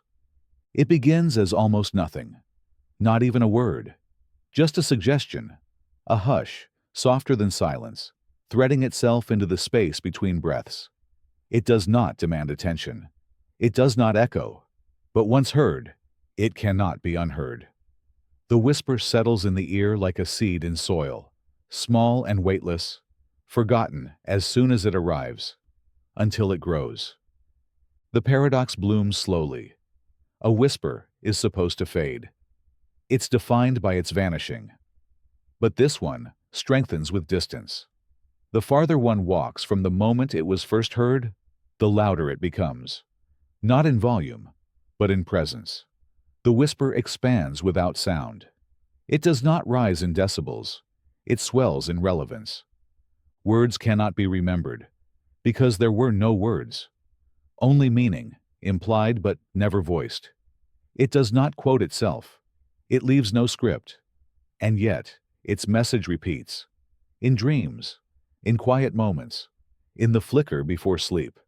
It reshapes itself to fit each silence, each gap between distractions.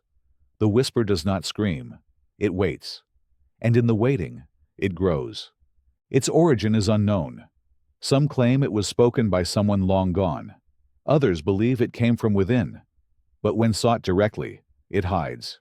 The more urgently it is chased, the more quietly it slips away. It resists extraction. It refuses to become content. The whisper cannot be held, only heard. It is not instruction. It is not prophecy. It offers no clear advice. Yet it moves people, causes action. It nudges not with force, but with familiarity. The feeling is never, "What is this?" but always, "I knew this." It whispers not new ideas, but forgotten truths. Not answers, but questions remembered. Some claim it speaks in everyone differently, but says the same thing. Not in language, but in pressure, in pull. A sensation like gravity, but felt in the chest, not the bones. It doesn't speak in words. It speaks in direction. The whisper doesn't grow by being spoken. It grows by being believed, even unconsciously. A single moment of doubt gives it roots. A small change in routine feeds it. One choice, seemingly minor, made in alignment with its presence, causes it to bloom. Suddenly, everything looks different. Not changed, but revealed. And yet, the whisper is not always gentle. It grows loudest in moments of discomfort. It shivers beneath indecision. It tugs when avoidance wins. It thrives on contradiction. The more one tries to forget it, the more vivid it becomes. The whisper feeds on silence. It loves quiet rooms and lonely car rides and long walks with no destination. It does not shout. It does not command. But it does not leave. The paradox deepens. A whisper, by definition, should fade. This one multiplies. It is heard again in others, in phrases accidentally spoken, in books randomly opened, in lyrics half heard. Not exact, but aligned. Like echoes of an echo. The world begins to speak in the whisper's rhythm. Eventually, it becomes unclear if the whisper started at all, or simply joined what was already unfolding. Did the whisper shape the path, or did the path shape the whisper? And when asked aloud, what is it saying? The answer never comes clearly. The whisper does not like to be repeated. Its meaning dies when turned into sound, but it lives fully in the pause after the sentence, in the space where something was almost said, but wasn't. Those who follow it cannot explain why they do. Those who ignore it never stop hearing it. It's not advice. It's not warning. It's the space between decision and doubt. The quiet beneath all noise. The whisper grows not louder, but closer. Not stronger, but deeper. Not clearer, but more known. It is always with the one who heard it first. And it always was, even before that moment. It does not end. Because it never began. The unopened door. It stands at the end of the hall, unchanged, undisturbed, perfectly centered. The paint never chips. The knob never rusts. No footsteps approach it, but everyone knows it's there. The door has always existed, yet no one remembers it being built. It's just part of the house, part of the story, part of the atmosphere, and always it remains unopened. The paradox begins in the stillness. A door demands interaction. It exists to divide, to invite passage, or deny it. But this door does neither. It does not entice. It does not repel. It waits. It has no label, no keyhole, no visible hinge, just a rectangle of potential, humming with refusal. Those who pass by feel something. Not fear, not quite, but an awareness, a shift in the air, a momentary forgetting of what was just thought, a flutter of the heart for no reason, a sense that the door sees them more than they see it. But when eyes turn back, it is simply a door again. Questions swirl. What lies behind it? Why has no one opened it? What would happen if someone did? But no answers come, not because they are hidden, but because the questions are incomplete. The door does not withhold information. It reflects the lack of readiness to ask the right thing. Some attempt to open it. The hand reaches for the knob, but something falters. Not resistance, hesitation. The body stops, not from fear, but from realization. The door does not resist. It allows. But something in the one approaching understands. Whatever lies beyond will change everything, irreversibly. The paradox tightens. The door is not locked. It's simply never opened. Not because it cannot be, but because something deeper insists it must not be, or perhaps not yet. The door has become more than an object. It is a moment suspended, a possibility preserved. It holds everything it might be by never being realized. Once opened, it becomes something, defined, known, perhaps even mundane.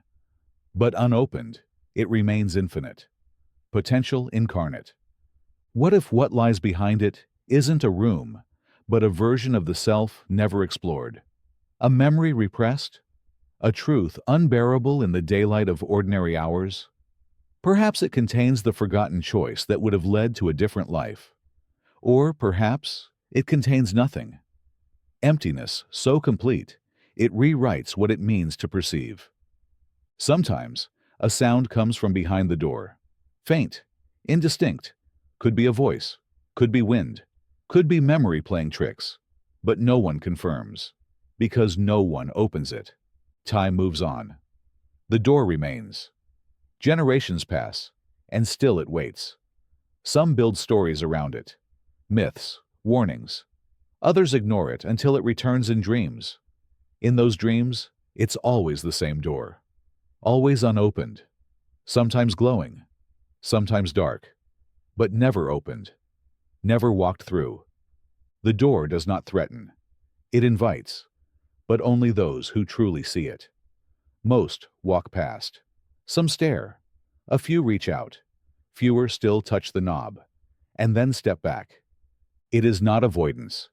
It is reverence. Because once the door is opened, it cannot be closed. And so, it stays closed. And because it stays closed, it stays powerful. Its silence is not emptiness. It is density. Its stillness is not waiting. It is holding. Its mystery is not a riddle. It is a mirror.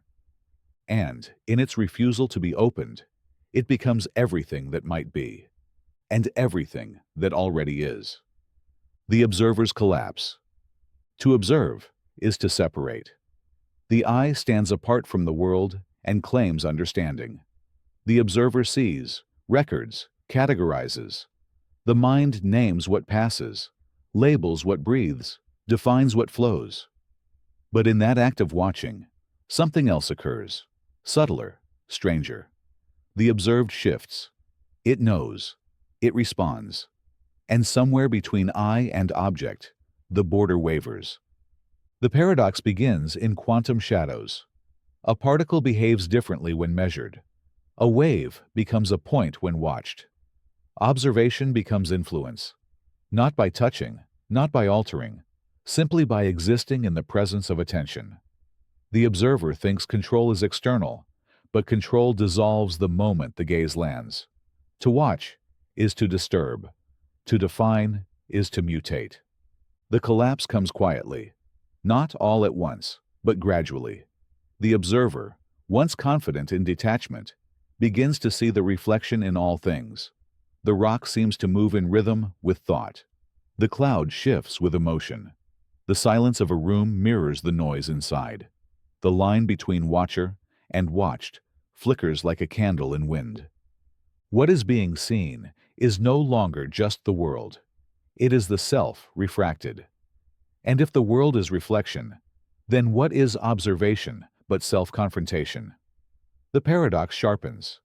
The more clearly the world is seen, the less clearly the observer remains. Awareness expands outward, only to return inward.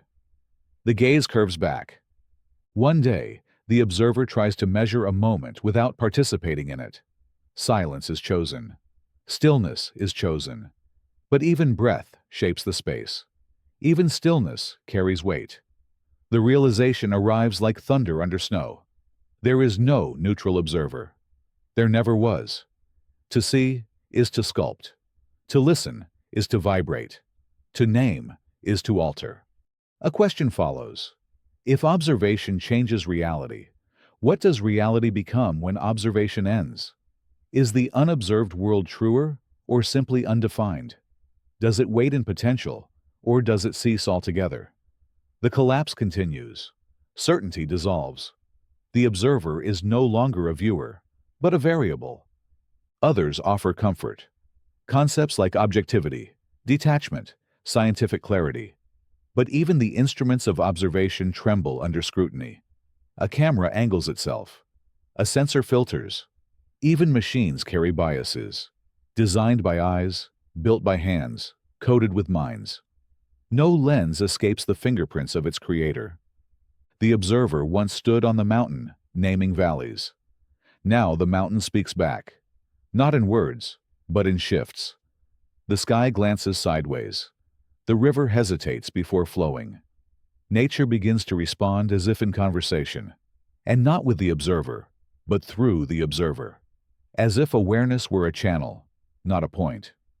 Eventually, the observer disappears, not by vanishing, but by merging.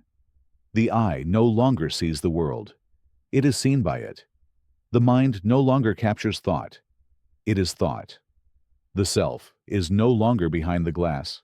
It is the glass, and the light, and the reflection. This is not madness. This is not transcendence. This is the collapse, the falling away of the illusion of separation, the gentle crumble of the pedestal of perception. Nothing was above. Nothing was outside. The watcher was always part of the scene. The witness was always in the trial. The paradox completes itself. To truly observe is to cease being an observer. To see fully is to dissolve. And in the dissolution, something else emerges. Not knowledge, but being. Not distance, but presence.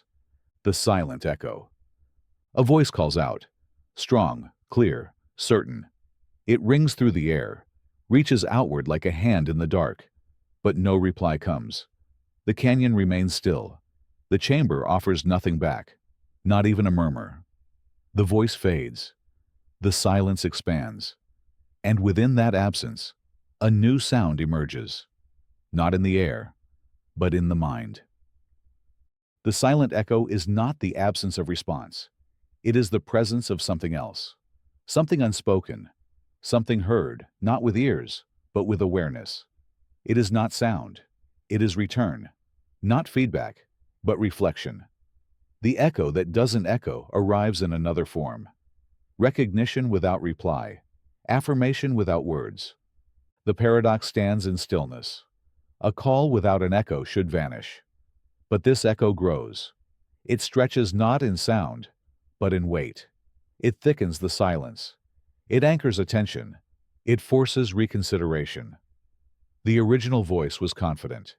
The silence makes it question itself. Was it heard? Was it true? Was it real? The absence of reply becomes the loudest part of the message. The echo speaks not by repeating, but by withholding. And in withholding, it sharpens the original cry. The voice begins to listen to itself, haunted by what is not returned. This echo lingers. It doesn't bounce off walls. It grows within them. It saturates space. The silence is not blank. It is full. It contains meaning that cannot be phrased. Responses too nuanced to translate into repetition.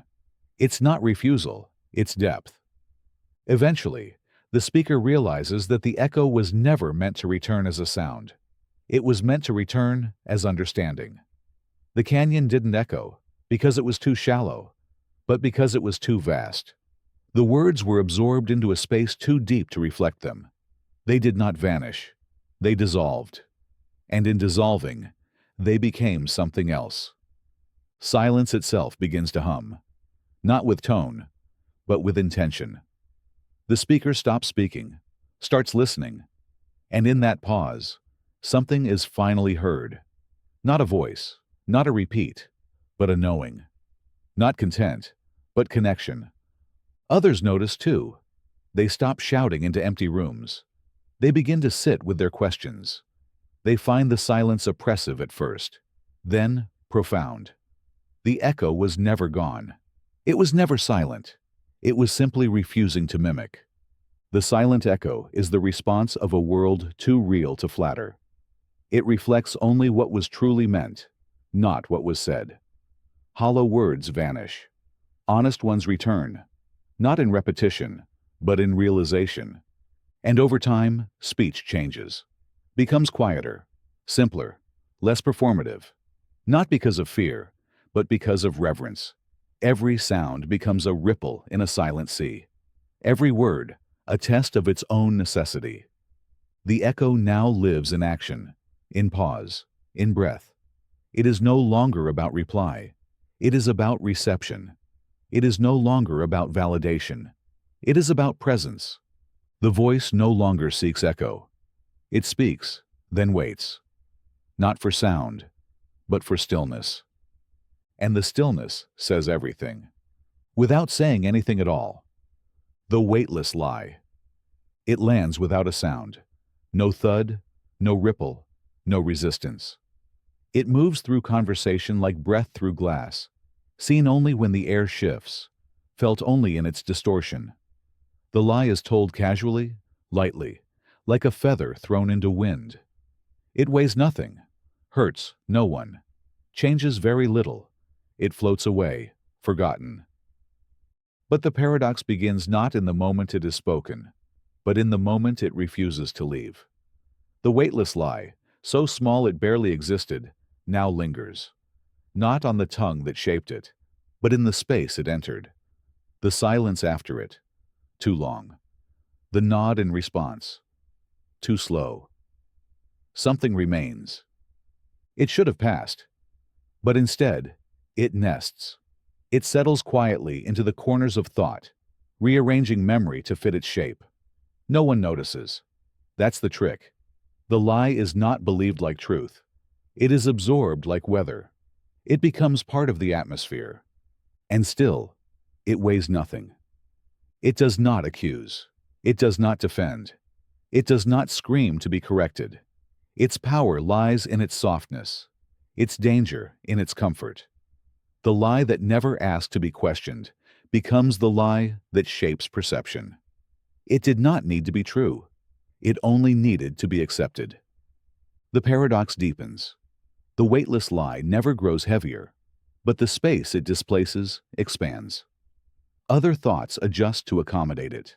Other decisions build around it. Soon, what was a single breath becomes a foundation. A structure rises on a floor that doesn't exist, and though it never gained mass, everything standing on it becomes unstable. The liar forgets, not because of malice, because of ease. Truth requires maintenance. Lies persist on their own. And so, the weightless lie survives by being light enough to ignore and strong enough to shape everything else. It cannot be easily removed, because to remove it, all the rooms built on top of it must be dismantled. And who wants to rebuild the house because of a missing brick no one remembers placing? It is questioned, eventually, not directly. Just a moment of pause. A contradiction, faint, a raised eyebrow. But the lie has already nested. The contradiction is rationalized. It doesn't matter. It wasn't important. It wasn't even a real lie. But the discomfort is real. The doubt, planted. The weightless lie now floats in every interaction tied to it, not visible, but present, in laughter that strains slightly, in glances that don't quite meet, in stories that require small edits. And still, no one falls. The structure holds, but less confidently. One day, the truth emerges, not dramatically, not explosively, just quietly. A sentence corrected, a fact remembered. The air shifts. The weightless lie doesn't crash. It vanishes. And in its absence, everything it supported trembles. Not because it was heavy, but because it was essential. The paradox completes itself.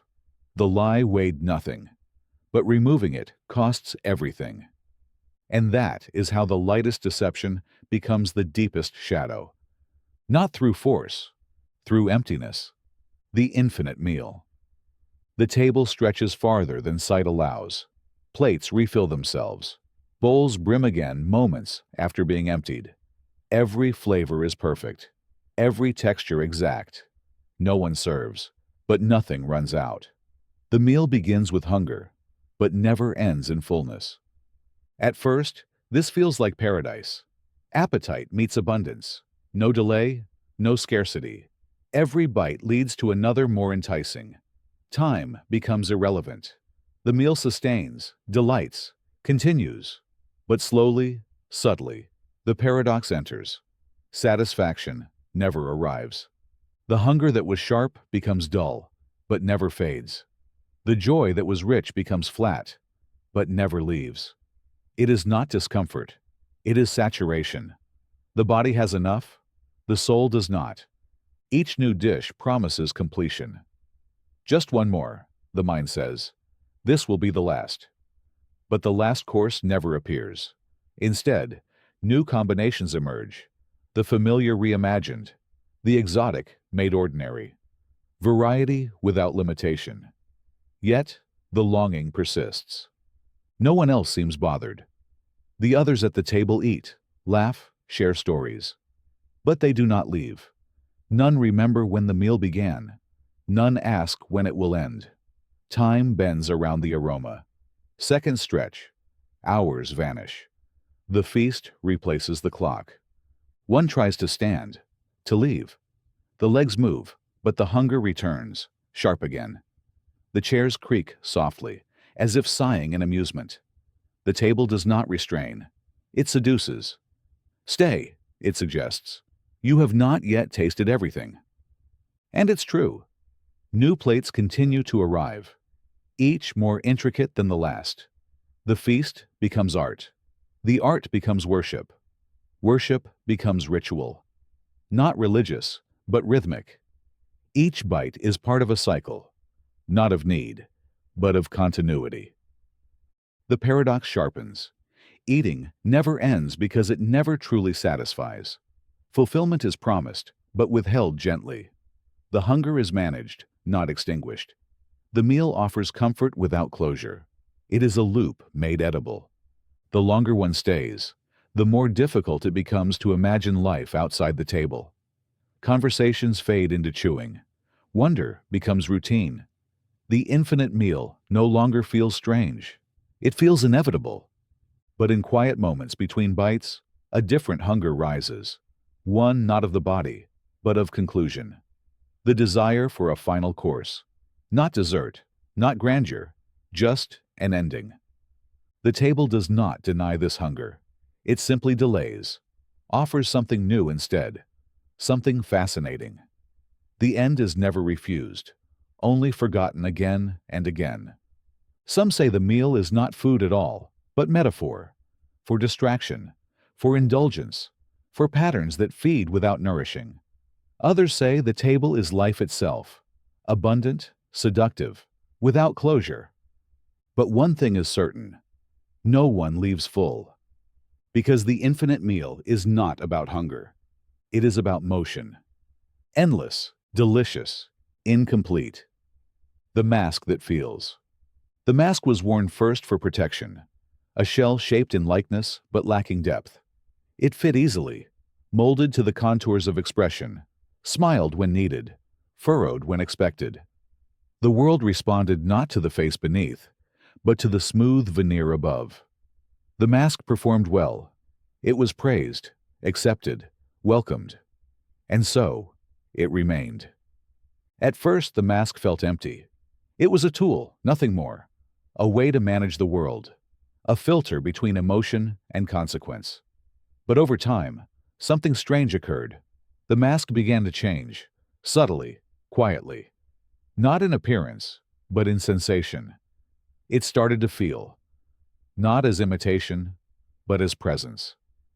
The paradox whispers, how can something built to hide begin to express? How does a barrier gain awareness?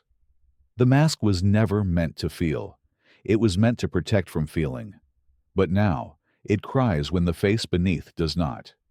It flinches at cruelty before the body reacts.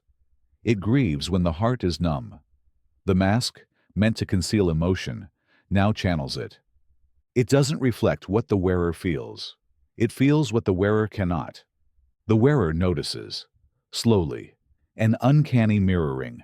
Emotions that weren't felt rise to the surface. Laughter breaks through before amusement is understood. Empathy spills out before recognition. The mask does not imitate. It amplifies. It becomes a conduit. But of what? Of the truth ignored, or the self never fully known? And here, the paradox deepens. The mask begins to shape the person, not the other way around. It was once a performance. Now, it leads the performance. The lines once memorized are now spoken naturally. The emotions once faked now feel genuine. The boundaries blur. What began as fiction becomes autobiography. Others respond to the mask. They say it's more real, more expressive. They trust it more than they trust the person behind it. And the person, exhausted from disconnection, begins to trust it too, not as a costume, but as a compass. The mask becomes the face, not by deception, but by transformation. But it does not stop there. One morning, the mask is removed. The mirror reflects the bare face, but something is wrong. The expression does not match the emotion. The eyes do not communicate the way the mask did. The features feel muted. The face is not dishonest. It is unreadable. The mask is missed. The wearer no longer knows if the self underneath was ever true, or if the truth was only ever made real through the mask. Was the mask feeling on behalf of the person, or was it feeling in place of the person? It becomes difficult to remember where one began and the other ended. The mask was meant to hide. It ended up revealing. But what it revealed might never have existed without it. A second mask is made, not to hide, but to reconnect. And again, it begins to feel. The cycle continues. The mask does not imprison. It guides. The wearer becomes the mask, or the mask becomes the self. It's unclear. The line fades. Perhaps there was never a face behind the mask. Perhaps the mask was the face all along, and it only needed time to remember how to feel. The clock that waits. The hands are still, but the tick is present. The face is blank, yet the rhythm persists. The numbers have faded, but time continues to stretch beneath the silence. The clock waits, not idly, not forgotten, but deliberately. It is not broken. It is listening. The paradox lies in its patience. A clock measures motion, progress, passing, yet this one refuses to move. Not because it cannot, but because it chooses not to. It waits. For what? No one knows. Perhaps for the right moment. Perhaps for a moment that will never come. Others pass it, checking their watches, glancing at their phones, glancing back with confusion. Why doesn't it move? They ask. But the clock doesn't answer. It doesn't need to. It waits without justification. Stillness becomes its declaration. Its stillness carries weight, heavier than any ticking could. It becomes more noticeable over time, not for what it shows, but for what it doesn't. In a world obsessed with pace, with measurement, with urgency, the unmoving clock is rebellion. It refuses the tyranny of seconds. It offers no countdown. It demands no schedule. But the paradox deepens. Those who stop to watch it begin to change. At first, discomfort, the itch to look away, to check something else. Then, unease. The silence stretches. Then, something else. Calm. The realization that time, here, has no grip. That the moment is not moving, and that maybe that's okay. The clock that waits does not punish. It frees. It invites presence without urgency. It creates a space where nothing needs to happen, and yet everything becomes possible. Without minutes to chase, thoughts wander. Without deadlines, breaths deepen. Without forward motion, meaning appears. Some say the clock is waiting for alignment, that it will move again when someone needs it to. Not when someone wants it to, but when the world is quiet enough to notice the moment it begins again. Others believe it already moves, just not for the eyes, not in seconds or minutes, but in realization, in readiness. And still, it waits. Not passively, not resigned, with purpose. Waiting not for time to pass, but for time to arrive. Not for something to end, but for something to begin. And when that beginning comes, it will not be dramatic. The hands will shift softly. The silence will change tone. The rhythm will return, not to measure, but to mark. And those watching will know. Not because the clock told them, but because they waited with it. And in waiting, they learned something most clocks never teach. Time is not movement. Time is readiness. And this clock will not move until it is truly time. Until then, it waits.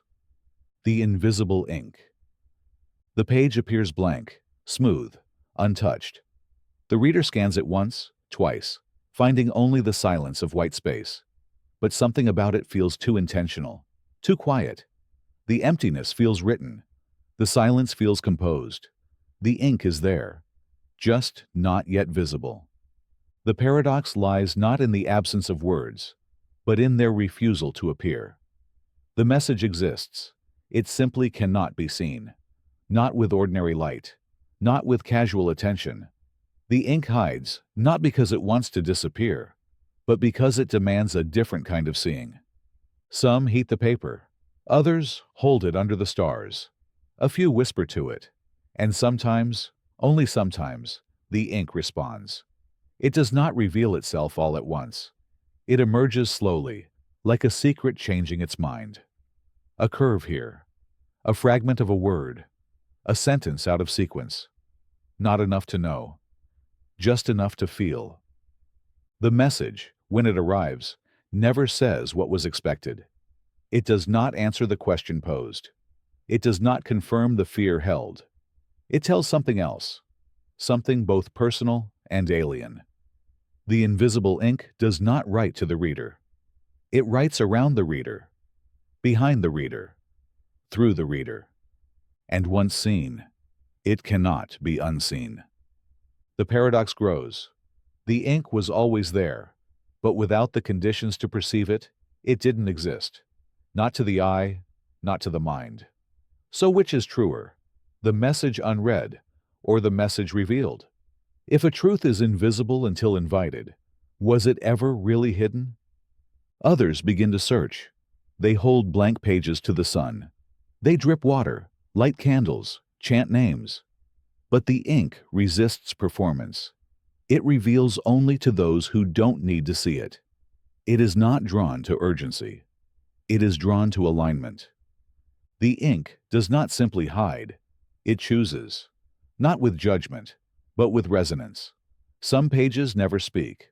Others burst into life without prompting. The reader is not the activator. The ink is. And sometimes, the message that appears is not on the page. It's in the self. A memory returns. A feeling clarifies. A decision becomes clear. The ink writes on more than paper. It imprints into thought. It alters perception, not by telling, but by uncovering. Eventually, a new paradox forms. The invisible ink was never ink. The page was never blank. The reading was never passive. The truth was never external. The paper was just a mirror, tilted to catch a sliver of hidden light. And the message? Already known, long before it appeared. Written not in letters, but in waiting. The looping stranger. Every morning, same time, same corner. The stranger passes by, same coat, same stride, same distracted glance. A fixture of routine. So consistent, it becomes background. Yet something is off. Not obviously, not loudly, but just enough. The shadow doesn't fall the same way. The expression lingers longer. The pattern doesn't repeat. It almost repeats. The paradox steps in with quiet shoes. The stranger loops, but not perfectly. They are not a copy, not an echo, not a trick. They return daily, yet with slight deviation. A button undone. A limp where there wasn't one. A song hummed under breath. The loop lives, but evolves. Some begin to notice. They track the stranger, mark the details. Day by day, they compile. And the pattern reveals itself. Not circular, but spiral. The same stranger, the same moment. But each iteration is just slightly forward, or backward, or both.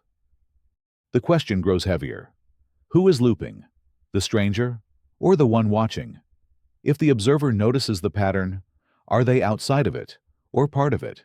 If the stranger returns, but changes, is the world resetting? Or is the world being rewritten? Some say the stranger is not a person, but a glitch, a seam in the simulation, a fold in time. Others claim the stranger is a messenger, carrying something from a timeline slightly adjacent, A delivery system for déjà vu. A face that was once important, forgotten, and now returning until remembered. The stranger never speaks. That's part of the loop. Never breaks pace. Never acknowledges. But one morning, they hesitate. Just slightly. A pause. A glance. A look that holds meaning but refuses context. Then they walk on. The loop is not broken. It is deepened. Others try to interact. They block the path. The stranger steps around. They ask questions. The stranger smiles, as if the answer was already given in another version of the moment. The questions remain unanswered, but not ignored. The paradox expands. The more effort made to break the loop, the more the loop adapts. It resists disruption by absorbing it. Change becomes part of the pattern. Every attempt to diverge becomes the new route. The loop is alive, responsive, recursive. Eventually, it becomes unclear who the stranger is. Maybe they're not looping. Maybe the world loops around them. Maybe they are the only fixed point, and everything else resets. The people, the streets, the sky. Maybe the stranger walks the same path because they are the only thing moving forward. And then one morning, the stranger doesn't appear. A hole opens. Not a literal one, but a gap. The air feels thinner. The street, wider. The time, slower. Something is missing and everything knows it. The loop has ended, but the meaning remains unclear. Was the loop ever real? Or was it the realization that looped? Perhaps the stranger was never outside the self. Perhaps the stranger was the version of the self not chosen, and each loop was a glimpse of the life not lived. Until it finally passed by.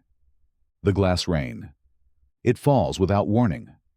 Soft at first, like mist, like ordinary rain, but with a sound too delicate, too sharp to be water. Tinkling, scattering, shimmering as it touches the ground. Looking up reveals the impossible. Not droplets, but fragments.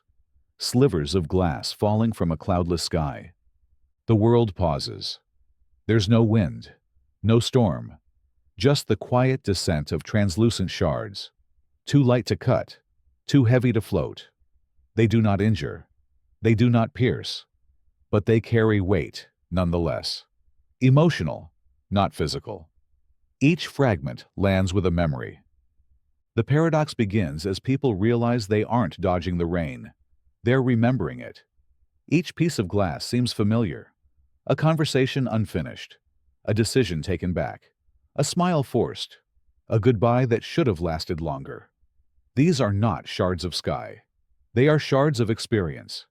Some try to catch them. They melt in the hand, vanishing like breath on a mirror. Others try to sweep them up, but the glass dissolves on contact with motion. It can only be observed, never collected. It exists in the pause between acknowledgement and reaction. But still, it rains. It doesn't flood. It doesn't stop. The rain continues at a steady pace, neither intensifying nor fading. It doesn't demand shelter. It demands reflection. Each piece is a sliver of perspective. Seen one way, it reveals beauty. Seen another, regret. Some stare at the ground, watching their past accumulate. Others look up, wondering how glass could fall from nothing. The rain never hurts, but it never leaves. Days pass. The sky remains empty. The glass continues to fall. It is not a punishment. It is not a miracle. It is simply there. And with time, the world adapts. Umbrellas become obsolete. People walk through the rain like it isn't falling, but the feeling doesn't go away. Conversations become slower, deeper. Eyes linger longer. Laughter carries a slight edge, as if the glass is no longer falling outside, but inside. As if it now rains in thought. The paradox sharpens. What falls is not the past, but the presence awareness of it. The rain reflects not what happened, but how it has settled. The pain long denied. The joy never claimed. The forgiveness never voiced. The rain doesn't bring these things. It reveals them.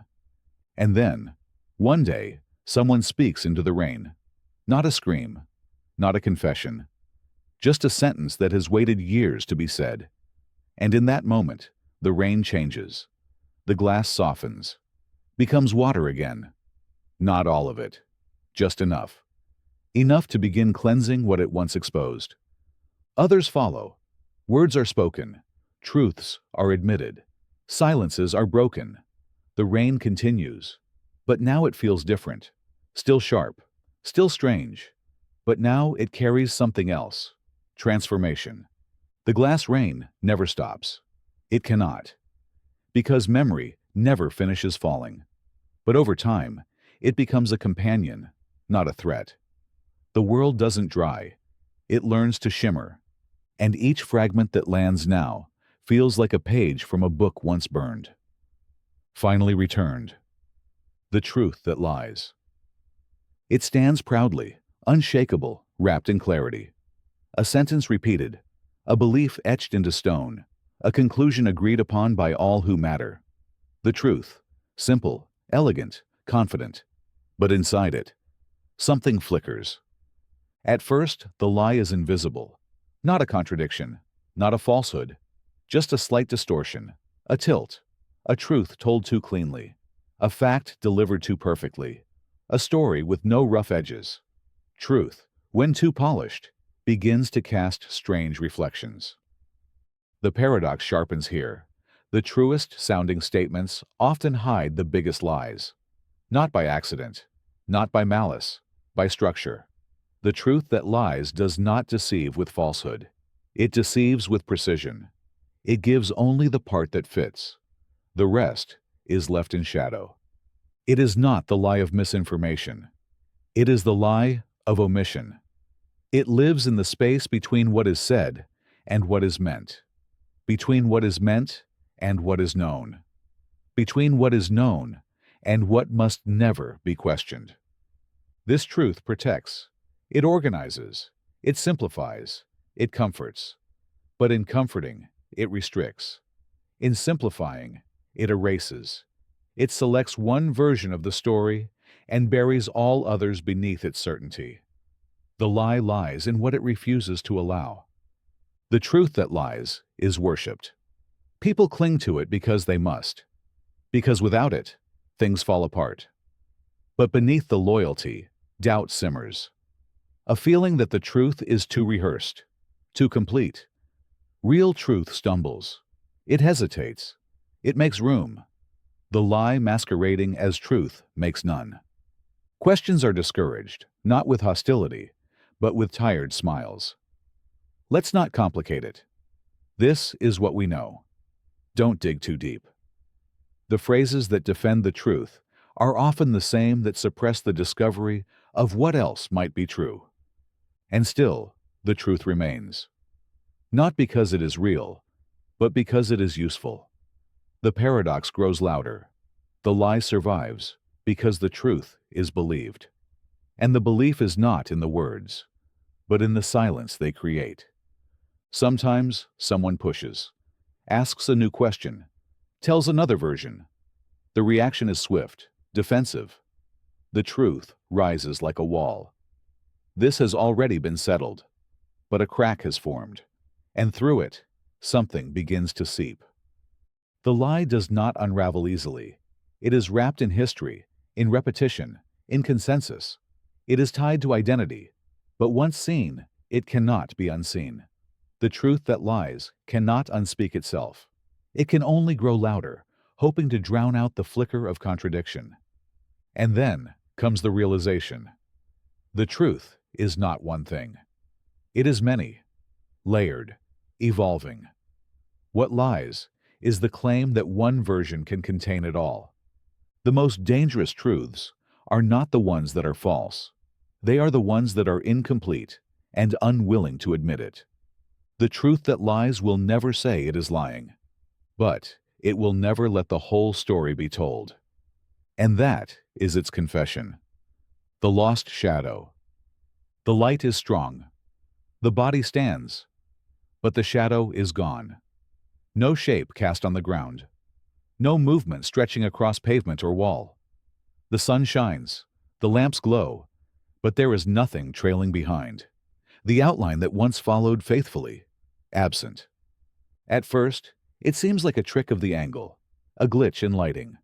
But step after step, the absence remains. The body moves, the world responds.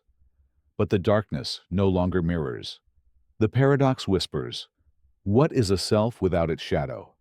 What remains when the proof of presence is gone? Shadows were never loud, never dominant. They simply were, an echo of existence, a confirmation of substance. They never spoke, but always agreed. To see one's shadow was to see continuity. Now, there is only doubt. The lost shadow is not stolen. It left, not angrily, not suddenly. It faded like breath on glass, and with its absence comes a weightlessness that is not freedom, but unanchoring. The body feels less real, the feet less grounded, the world more reflective, but less reciprocal. Others notice, not with words, but with glances that linger too long. Children stare, dogs hesitate, mirrors react strangely. Not broken, but delayed. The lost shadow is not only missing from the ground, it's missing from perception. The paradox sharpens. The shadow was thought to be lesser, a byproduct, a follower. But its loss reveals something else. It was a tether, a bridge between self and space, a quiet affirmation that something existed in both light and dark. Without it, the body glows too brightly. It burns without balance. Some suggest the shadow has moved ahead, that it now walks in front, that it guides instead of follows. But there's no sign, no hint of a destination. Others believe the shadow has split away, taken form, become independent. A second self, no longer content to reflect. But deeper still is another possibility. The shadow did not vanish. The shadow internalized. It folded into the self, no longer visible, but felt, no longer beneath, but within. Every hesitation now echoes louder. Every suppressed memory surfaces like smoke. The darkness is not absent. It is embedded. The lost shadow is not gone. It has shifted dimension. The body stands, but now casts questions instead of shapes. The sun still burns. The light still lands. But the story told is incomplete. And then, in a quiet moment, perhaps in twilight, or dream, a glimpse, a flicker on the wall, a hint of motion without a source. The shadow hasn't disappeared. It's watching, waiting, measuring from a distance, deciding whether to return. It does not return out of loyalty. It returns out of recognition. Because the self without a shadow is not enlightened. It is incomplete. Only in the union of presence and reflection can the truth be held. And when it returns, it will not be behind. It will be beside. The tree that dreams. It stands silent in the clearing, unmoving but alive. Leaves still, roots deep, bark weathered. To the outside world, it is just a tree. Ordinary, old, but beneath the bark, something stirs. Something imagines. The tree dreams. Not with images, not with thoughts, with sensations, with memory that is not its own.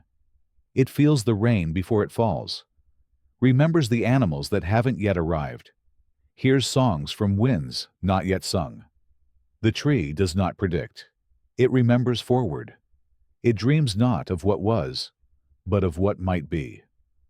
The paradox grows from its stillness. How can something so rooted travel so far? The tree does not move, yet it journeys. Each ring of growth a chapter in a book unwritten. Each knot a memory from a time that hasn't happened yet. The dreams come not in sleep, but in presence.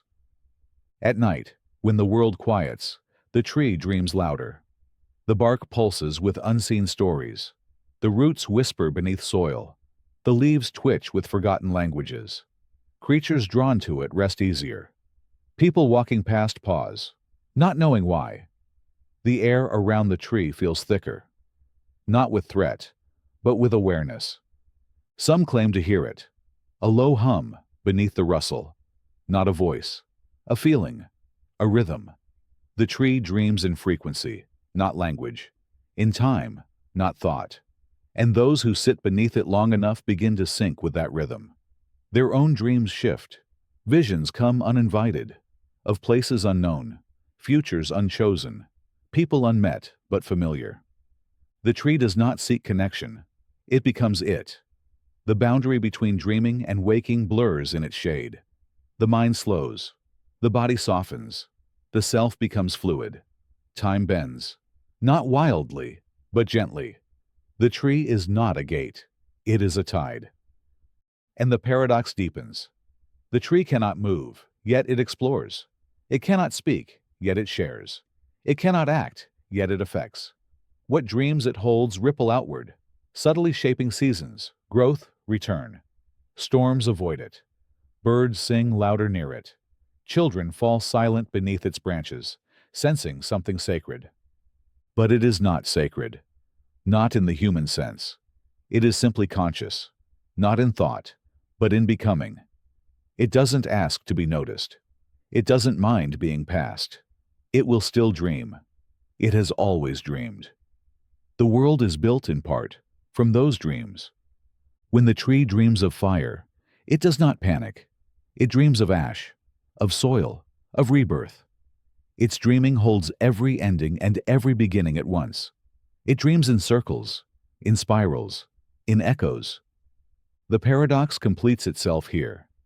The tree, unmoving and silent, may be the most alive thing in the forest. Not because it grows, but because it remembers how to be still enough to see the future. And what it dreams of eventually comes. Not by force, but by invitation. The echoing self. A voice is heard, familiar, precise, undeniably one's own. But it doesn't come from the mouth. It comes from somewhere else. A room that's empty. A hallway passed moments ago. The sound arrives not as speech, but as replay. Not immediate, but delayed. The words already said, now returned by something that wasn't present when they were spoken. The paradox begins in the recognition. This is the self, unmistakably. Same rhythm, same pause, same slight catch in the breath. Yet the timing is wrong. The emotion is altered. The echo returns heavier, as if it learned something in transit. It does not mimic, it responds. And the self begins to notice more of them. Echoes not just in sound, but in thought. A feeling revisited days after it should have faded. A decision reconsidered with no new information. A sudden flash of regret that belongs not to the current self, but to a past version. The echoing self does not forget. It replays. The echo is not just a shadow. It is a participant. It alters perception. It appears at crossroads, repeating choices once made. You already did this, it whispers. You already were this. It traps the self in loops. The present begins to sound like déjà vu. Every new thought carries the taste of something said before. But the paradox sharpens. These echoes are not always accurate. They return distorted, emphasized, softened, rearranged. The self cannot tell if it is hearing what was or what it wanted to have been. The echo claims to be memory, but it might be desire in disguise. The self becomes cautious, hesitant to act, each decision followed by the fear of future echo. Will this come back louder? Will I like how it sounds when it returns? The self becomes both speaker and audience, actor and critic. The echo shapes not only reflection, but intention. Eventually, the echoes speak first. A thought arises, and before action is taken, its echo is already felt. The self begins to respond to the future reflection of the present moment. It acts to silence the echo before it forms. It chooses based not on desire, but on anticipated reverberation. And now the paradox turns. Who is leading? The original self, or the echo? The echo, once a copy, begins to anticipate. It finishes sentences before they begin. It interrupts with flashes of future memory. The self becomes layered, a chorus of echoes pretending to be one voice. Some try to silence the echo, meditation, distraction, noise, but it only gets quieter, not gone. Others embrace it, use it as oracle, as moral compass, as twin. But even then, trust falters, because the echo only knows what has been, not what could have been. It is not vision, it is recursion. The echoing self becomes a hall of mirrors, each choice spawning a reflection that speaks later, each thought followed by a commentary that arrives too late to help, but too soon to ignore. The self becomes haunted, not by guilt, but by familiarity, not by fear, but by repetition. And yet, within the echo is a map. If one listens closely, patterns emerge. Echoes that grow louder are unhealed. Echoes that soften are accepted. Echoes that vanish, integrated. The self begins to use them, not as guides, but as signals. Eventually, the echo becomes less voice and more presence, less critique, more hum. Not a burden, but a pulse. The echo is not the enemy of self. It is its memory. It is not the past repeated. It is the self asking, "Are you still this?" And when the answer is yes, the echo sings. When the answer is no, the echo fades. And when the self and the echo finally walk side by side, there is silence, but not absence, completion, the shifting doorway. It stands between rooms, an ordinary frame, hinged, centered, familiar. But it changes, not visibly, not while watched, but in function. One moment it leads to the study, the next to a stairwell, a bathroom, a forest, a memory. The paradox doesn't shout, it waits. The doorway always leads somewhere, but that somewhere is never fixed. Step through expecting one place and arrive in another. The shifting doorway does not transport the body. It transports context. And so, hesitation grows. Each crossing becomes a gamble. Confidence erodes. Familiar rooms become uncertain. The home becomes a labyrinth, not by design, but by potential. Each turn could unfold the expected, or reinvent the narrative entirely. Some respond with caution, checking first, tossing small objects through, watching to see where they land. But the doorway does not obey scrutiny. Its shifts are not triggered. They are chosen. It moves not because it must, but because it can. Others begin to test its rules. Does emotion affect it? Intention? Time of day? It seems to listen, but never explain. Open it in anger. It may reveal a childhood bedroom. Open it with longing. It may show a stranger's kitchen. Open it without thought, and it may open back into the same room, but just slightly wrong. Eventually, fear gives way to awe. The doorway becomes a teacher, a philosopher. It shows not what is wanted, but what is needed, not what is real, but what is present. Each crossing becomes a conversation, not with space, but with the self. The paradox sharpens. If a doorway changes what's beyond it, then the act of crossing becomes an act of creation.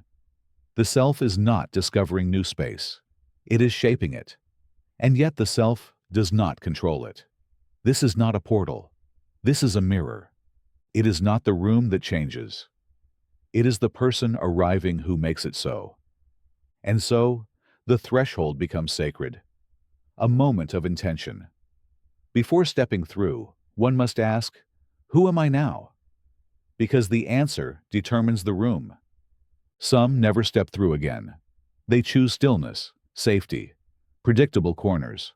But others, wanderers, seekers, step again and again, letting each room remake them. They return changed, not confused, not lost, just redefined. Until one day, the doorway disappears. Not gone, just unneeded. Because now the world shifts on its own. Rooms bloom as thoughts do. Space no longer contains the self. The self carries space within. The final paradox lingers. The doorway never shifted at all. The one who walked through did, and that was always enough. The invisible companion. The footsteps are always one step behind. Software perfectly timed. Not delayed, not rushed, mirrored. The shape is never seen, the voice never heard, yet presence wraps around every moment. A warmth when no one's near. A breath when the air is still. An instinctual knowing that something, or someone, walks beside. The companion is not a ghost. Ghosts long for return. This one never left. It isn't memory. Memory fades. This presence sharpens. It isn't fear. Fear disrupts. This one soothes. It has no face, no name, no story. Only presence. The paradox settles in the quiet. The companion is invisible, but always noticed. Not by sight, by certainty. The cup tipped over with no wind. The door that gently swung. The missing object found in the exact place, already checked. The quiet laugh heard just as sleep descends. These aren't accidents. These are acknowledgments. Some deny it, dismiss it, but still they pause at the mirror, just long enough to wonder. Still they find themselves speaking aloud in empty rooms, half out of habit, half in response to something unspoken. The invisible companion never demands attention. It earns it. But here lies the paradox's heart. The companion reflects not just the presence of another, but the absence of the self, the parts unseen, the voice not spoken, the choices not taken. The invisible companion walks where the shadow of the self used to live. It is not other. It is parallel. It offers comfort, but not safety. Insight, but not clarity. It watches every action, not with judgment, but with memory. A mirror that remembers longer than the face it reflects. The more it's acknowledged, the more it feels like remembering. As if it had always been there. As if it was never supposed to be forgotten. Some claim the companion is childhood, the unfiltered self, the being before the world demanded armor. Others say it's the future self, waiting patiently, watching with kindness, but never intervening. A guide not from behind, but from within. The companion never answers questions, but sometimes the answer comes simply from asking, not out loud, not to the world, but to the empty seat across the table that never truly feels empty. And one day, perhaps during grief, or wonder, or a long walk under stars, the presence becomes more than a shadow. A second heartbeat, a double thought, an instinct that arrives just before danger, just before decision. The companion doesn't speak, but the message is clear. I'm here. The paradox blooms wide. The more the companion is trusted, the less invisible it becomes. Not in form, but in intimacy. What was once silence becomes resonance. What was once behind becomes beside. It never explains. It never proves. It only walks. Eventually, one forgets what life felt like before it. Because maybe there was never a before. Maybe the companion was always there, waiting for the self to slow down just enough to notice. And once noticed, never absent again. The weight of light. It spills gently, as always, through blinds, across fields, down staircases. Light moves without resistance. It warms without pressure. It illuminates without weight. Or so it seems. The paradox arrives quietly. What carries no mass can still crush. The weight of light is not measured in kilograms or lumens, but in what it reveals. It does not press on the body. It presses on the truth.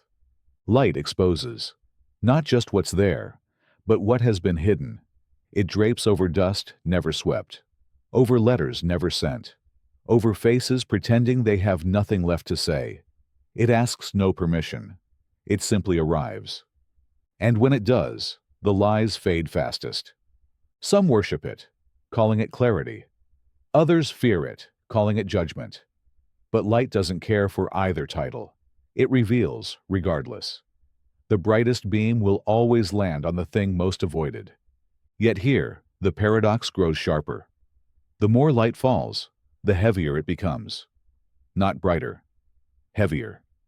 The clarity it brings demands change. The thing seen cannot be unseen. The emotions illuminated cannot return to shadow. And so, the light carries the weight of realization. A window opens. Sunlight spills across a room. The warmth is welcome, but the silence becomes louder. The dust dances. The colors shift. The face in the mirror becomes more detailed than expected. This isn't just illumination. It's confrontation. The light does not accuse. It does not narrate. It simply allows. And in that allowance, everything becomes accountable. And still, the paradox deepens. Light can blind as well as reveal. Too much, too fast, and vision collapses. The world turns white. Shapes blur. Understanding slips. The truth, when exposed too violently, ceases to clarify. It overwhelms. So the light must be approached with humility. It does not belong to the seeker. It cannot be harnessed without consequence. The candle flickers gently for a reason. The sunrise climbs slowly for a reason. Even truth has its pace. And then, the weight of light becomes transformative. Not crushing, but reshaping.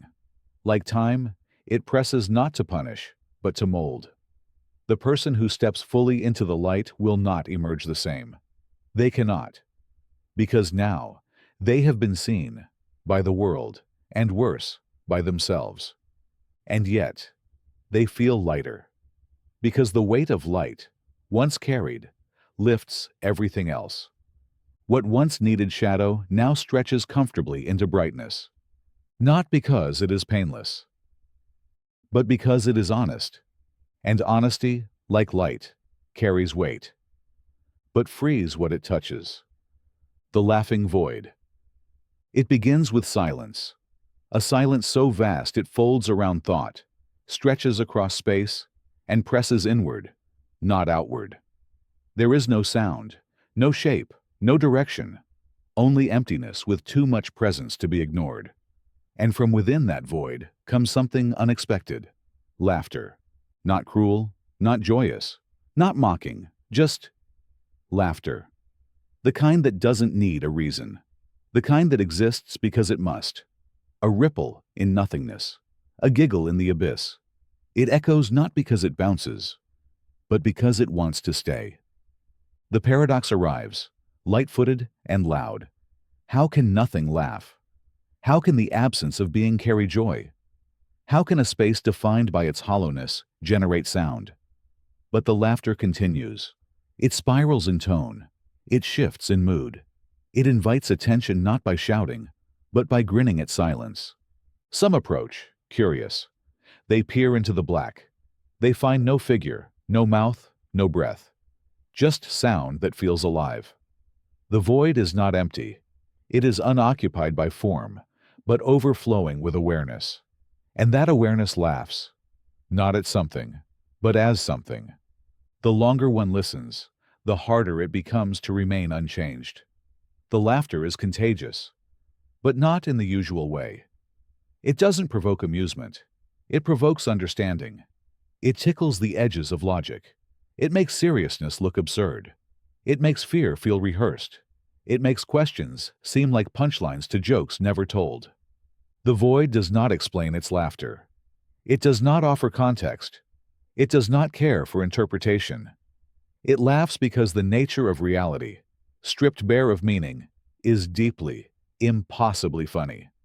All the striving, all the structure, all the rules, and beneath it all, void, echoing with amusement at the performance of permanence.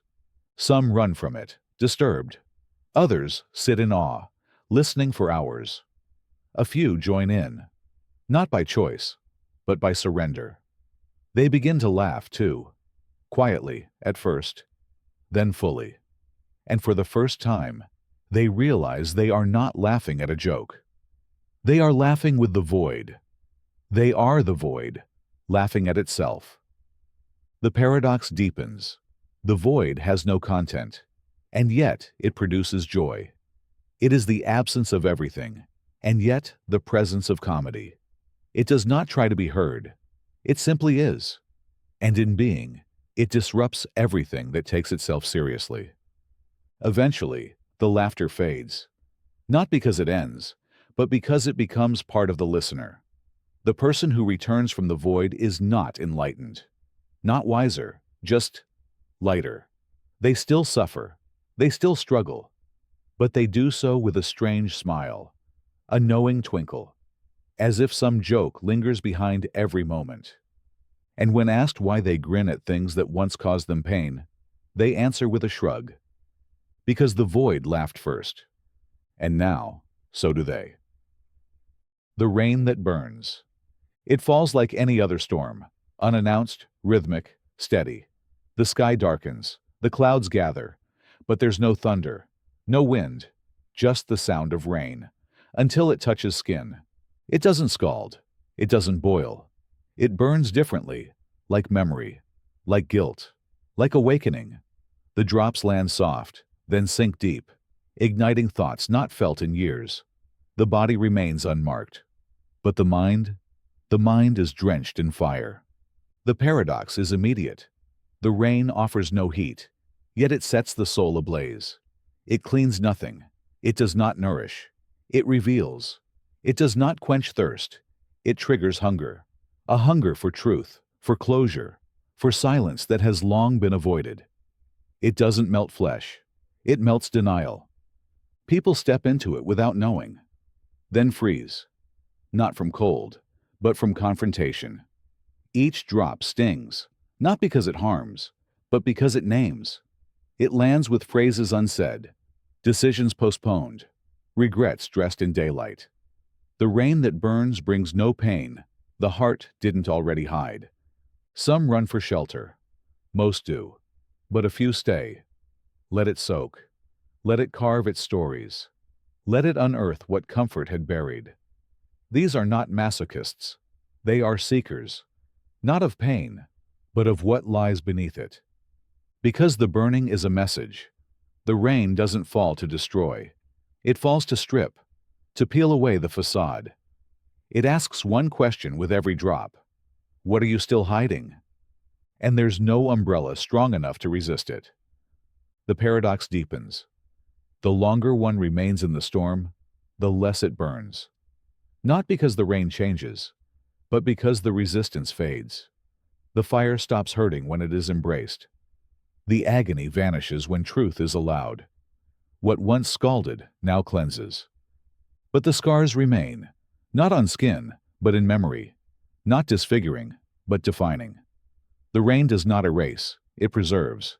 Each moment of burning becomes a mark of honesty, a badge of having felt, having faced.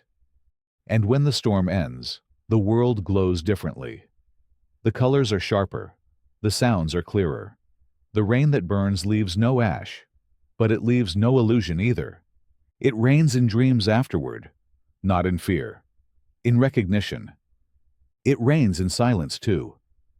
And when it returns, because it always does, those who've walked through it before step into it again, not to suffer, but to remember, because what burns today becomes the warmth that guides tomorrow. The sky beneath. Look down. There is the ground, solid, expected, unmoving. But linger, and something strange begins to shimmer, a reflection that shouldn't exist. Clouds ripple across pavement, stars flicker under soil. The sky is no longer above. It is below. At first, it seems a trick of water, a puddle perhaps, a mirrored floor, but soon there is no need for rain. The ground itself gleams, blue, endless, impossible. The more one looks, the more the illusion invades. Footsteps sound lighter, depth replaces height, gravity hesitates. The paradox lands gently. The sky has not fallen. It has reversed, without motion, without noise. Up and down no longer point in opposite directions. They've become synonyms. The horizon bends around itself like a ribbon, and the sky begins to rise from the soles of the feet instead of falling onto the shoulders. Some try to test it, drop objects to see which way they fall. They still hit the ground, but do so with uncertainty, as if questioning where down really is. Others kneel, touch the surface, expecting stone, and feel breeze. Not cold, not warm, just open. The mind resists. Skies belong above. That's how stories go. That's where gods are. That's where wishes travel. But now, to make a wish, one must whisper to their feet. Children accept it quickly. They lay on their backs and laugh into the dirt, convinced it listens. Elders struggle. The reversal feels like betrayal. All the metaphors are broken. Aim high no longer makes sense when heaven starts beneath the floorboards. Eventually, something profound emerges. The sky beneath reflects not the world's structure, but perception's inversion. The change isn't physical, it's interpretive. An invitation to wonder if the direction of aspiration was ever true. If perhaps reaching downwards, into roots, into depth, into origin, was always the real flight. The paradox deepens. The stars seen in the soil match none on the maps. They pulse in new constellations, familiar patterns twisted, as if another sky, once hidden, is now allowed to shine. The celestial becomes subterranean. Some begin to fall upward, not with fear, but with surrender. They leap and do not rise. They descend into the sky now underfoot, disappearing softly, as if diving into eternity. Their bodies vanish. Their echoes linger. And when they're remembered, they are not mourned. They are whispered to by looking down. The ground becomes shrine, not of the buried, but of the ascended. Skywalkers, earthfallers. Eventually, the world adapts. Architecture turns upside down. Windows open downward. Prayers are carved into basement walls. People stargaze with their eyes closed, lying on the floor. And one day, someone asks, "Was the sky ever above?" And no one can say with certainty, because perhaps it was always beneath. And we were just standing the wrong way. The vanishing word. It was spoken once, clearly, intentionally. A simple word, held in a sentence like any other. But the moment it was said, it began to disappear. Not from the air, from memory. Listeners blinked, confused. What was just said? They asked. No one could repeat it. Not because it was forgotten, but because it had unexisted. The word had left language. The paradox forms mid-sentence. How can a word vanish, not by being erased, but by never having been? A word that was spoken, heard, and immediately unmade, without violence, without removal, just softened into non-being. Attempts to record it fail. Devices skip. Pens pause. Tongues falter. The word resists inscription. It's not hidden. It's not secret. It's voided. And still, its absence is loud. The sentence that held it feels wrong, incomplete, unnatural. Meaning shifts without that missing piece. The silence where it should live becomes weight. Like a name no one dares remember, or a truth no one can speak. Some try to guess it. Was it a feeling? A color? A kind of silence? But nothing fits. Each attempt reveals something else missing, something beyond language. The vanishing word did not just carry meaning. It carried permission. Permission to feel, or know, or become. Now that it's gone, certain thoughts become unreachable. Emotions float unshaped. Relationships strain without explanation. A single word, lost, and the structure of expression begins to crack. The paradox tightens. It was just a word. Words vanish all the time. But this one took something with it. And what it took was not just sound. It was capacity. People who heard it before it vanished report a kind of ache. Not in the body, in the voice. They feel the shape of a syllable their mouths can no longer form. The sensation of almost speaking something they don't know. It is not silence. It is interruption. Then, stories emerge. Of dreams filled with speech made of that word. Of children humming a note that bends time. Of strangers mouthing something and crying for no reason. The word, it seems, still exists. But not here. Not now. Somewhere else. A parallel lexicon. A deeper tongue. A language where it still belongs. It did not die. It retreated. Some begin to search for it, not to define, but to feel. They listen between conversations. They speak slowly, leaving gaps for it to return. They write sentences that crave a missing note, like music without chord. And sometimes, just briefly, it comes back. Not aloud, not clearly, but like a sigh in a library, a shape on the tip of the mind, a whisper that never reaches the ear. The word returns as presence, not as sound. Then fades again. The paradox completes itself. The vanishing word did not vanish from language. It vanished from permission. And the world still trembles, trying to remember how to mean what it once knew. Without it, the cage made of gold. It gleams under every light, polished bars, ornate patterns, hinges that sing when they move. No rust, no rot, just radiance. From a distance, it looks like art, a symbol of fortune, of triumph, a container so beautiful, it disguises its own function. A cage. Inside, there is comfort, softness, warm air, the scent of luxury. The gold doesn't cut. It cradles. It doesn't lock with a key. It locks with approval. The door is always slightly ajar, but no one steps out. Because why would they? The paradox begins quietly. This is a prison that offers everything, except escape. And because it offers so much, the need for escape feels like betrayal. The cage does not say, stay. It says, how could you ever want to leave? The one inside walks freely, eats well, smiles often. But somewhere, a friction starts. A question flickers. Why does the world stop at the bars? The question isn't suppressed. It's simply outshined. The gold reflects the face of the prisoner so perfectly, it becomes easier to admire than to inquire. Others admire the cage. Call it achievement. Call it reward. They've made it, they say. They're safe. But no one asks what was given up for the shine. No one asks what silence was required to keep the gold untarnished. And then, the paradox deepens. The cage does not trap by force, but by agreement. It promises more than freedom ever did. Control, status, predictability.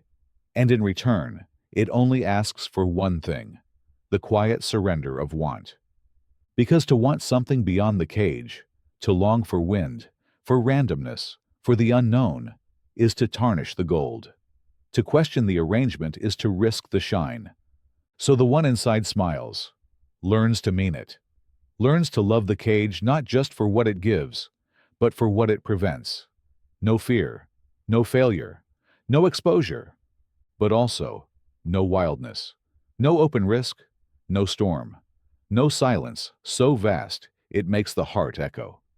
One day, a visitor arrives, not to rescue, not to mock, just to listen.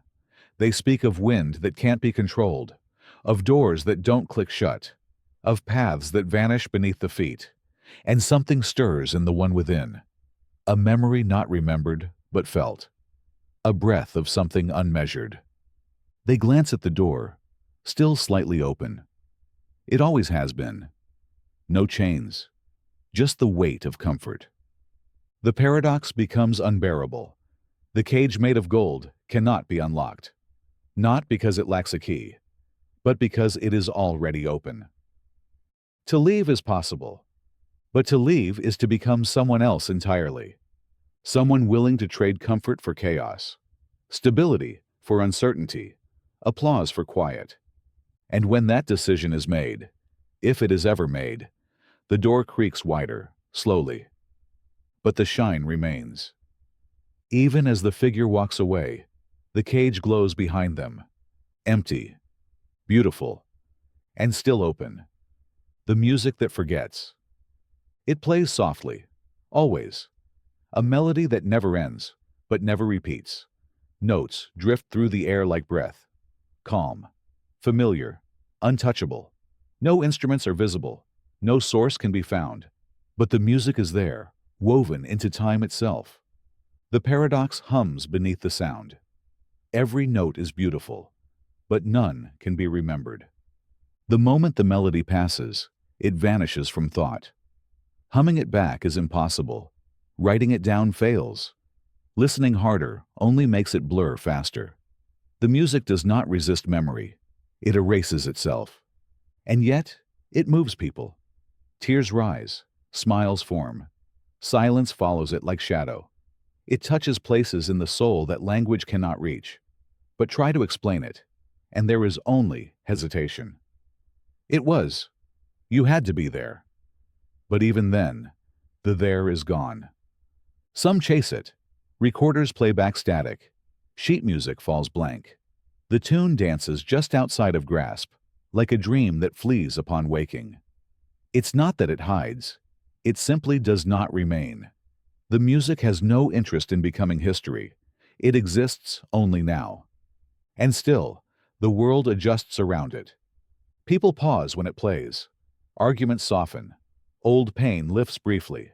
Eyes drift upward without reason. No one knows the notes, but everyone knows the feeling. The music is not recognized, but it is understood. The paradox deepens. The music that forgets is not forgettable. It cannot be retained, but it cannot be denied. It is not background. It is not noise. It is presence, sharpened. Awareness itself, draped in sound. It does not need to be known to be real. It does not need to be remembered to have meaning. And perhaps that is its purpose. Not to be captured, but to remind. Not all beauty is meant to stay. Not all impact is meant to last. Some things exist only in the pulse of now. Their truth is their vanishing. And those who accept this find peace. They stop reaching. They close their eyes. They let the music pass through them like water through fingers, not trying to hold it, just allowing it to be.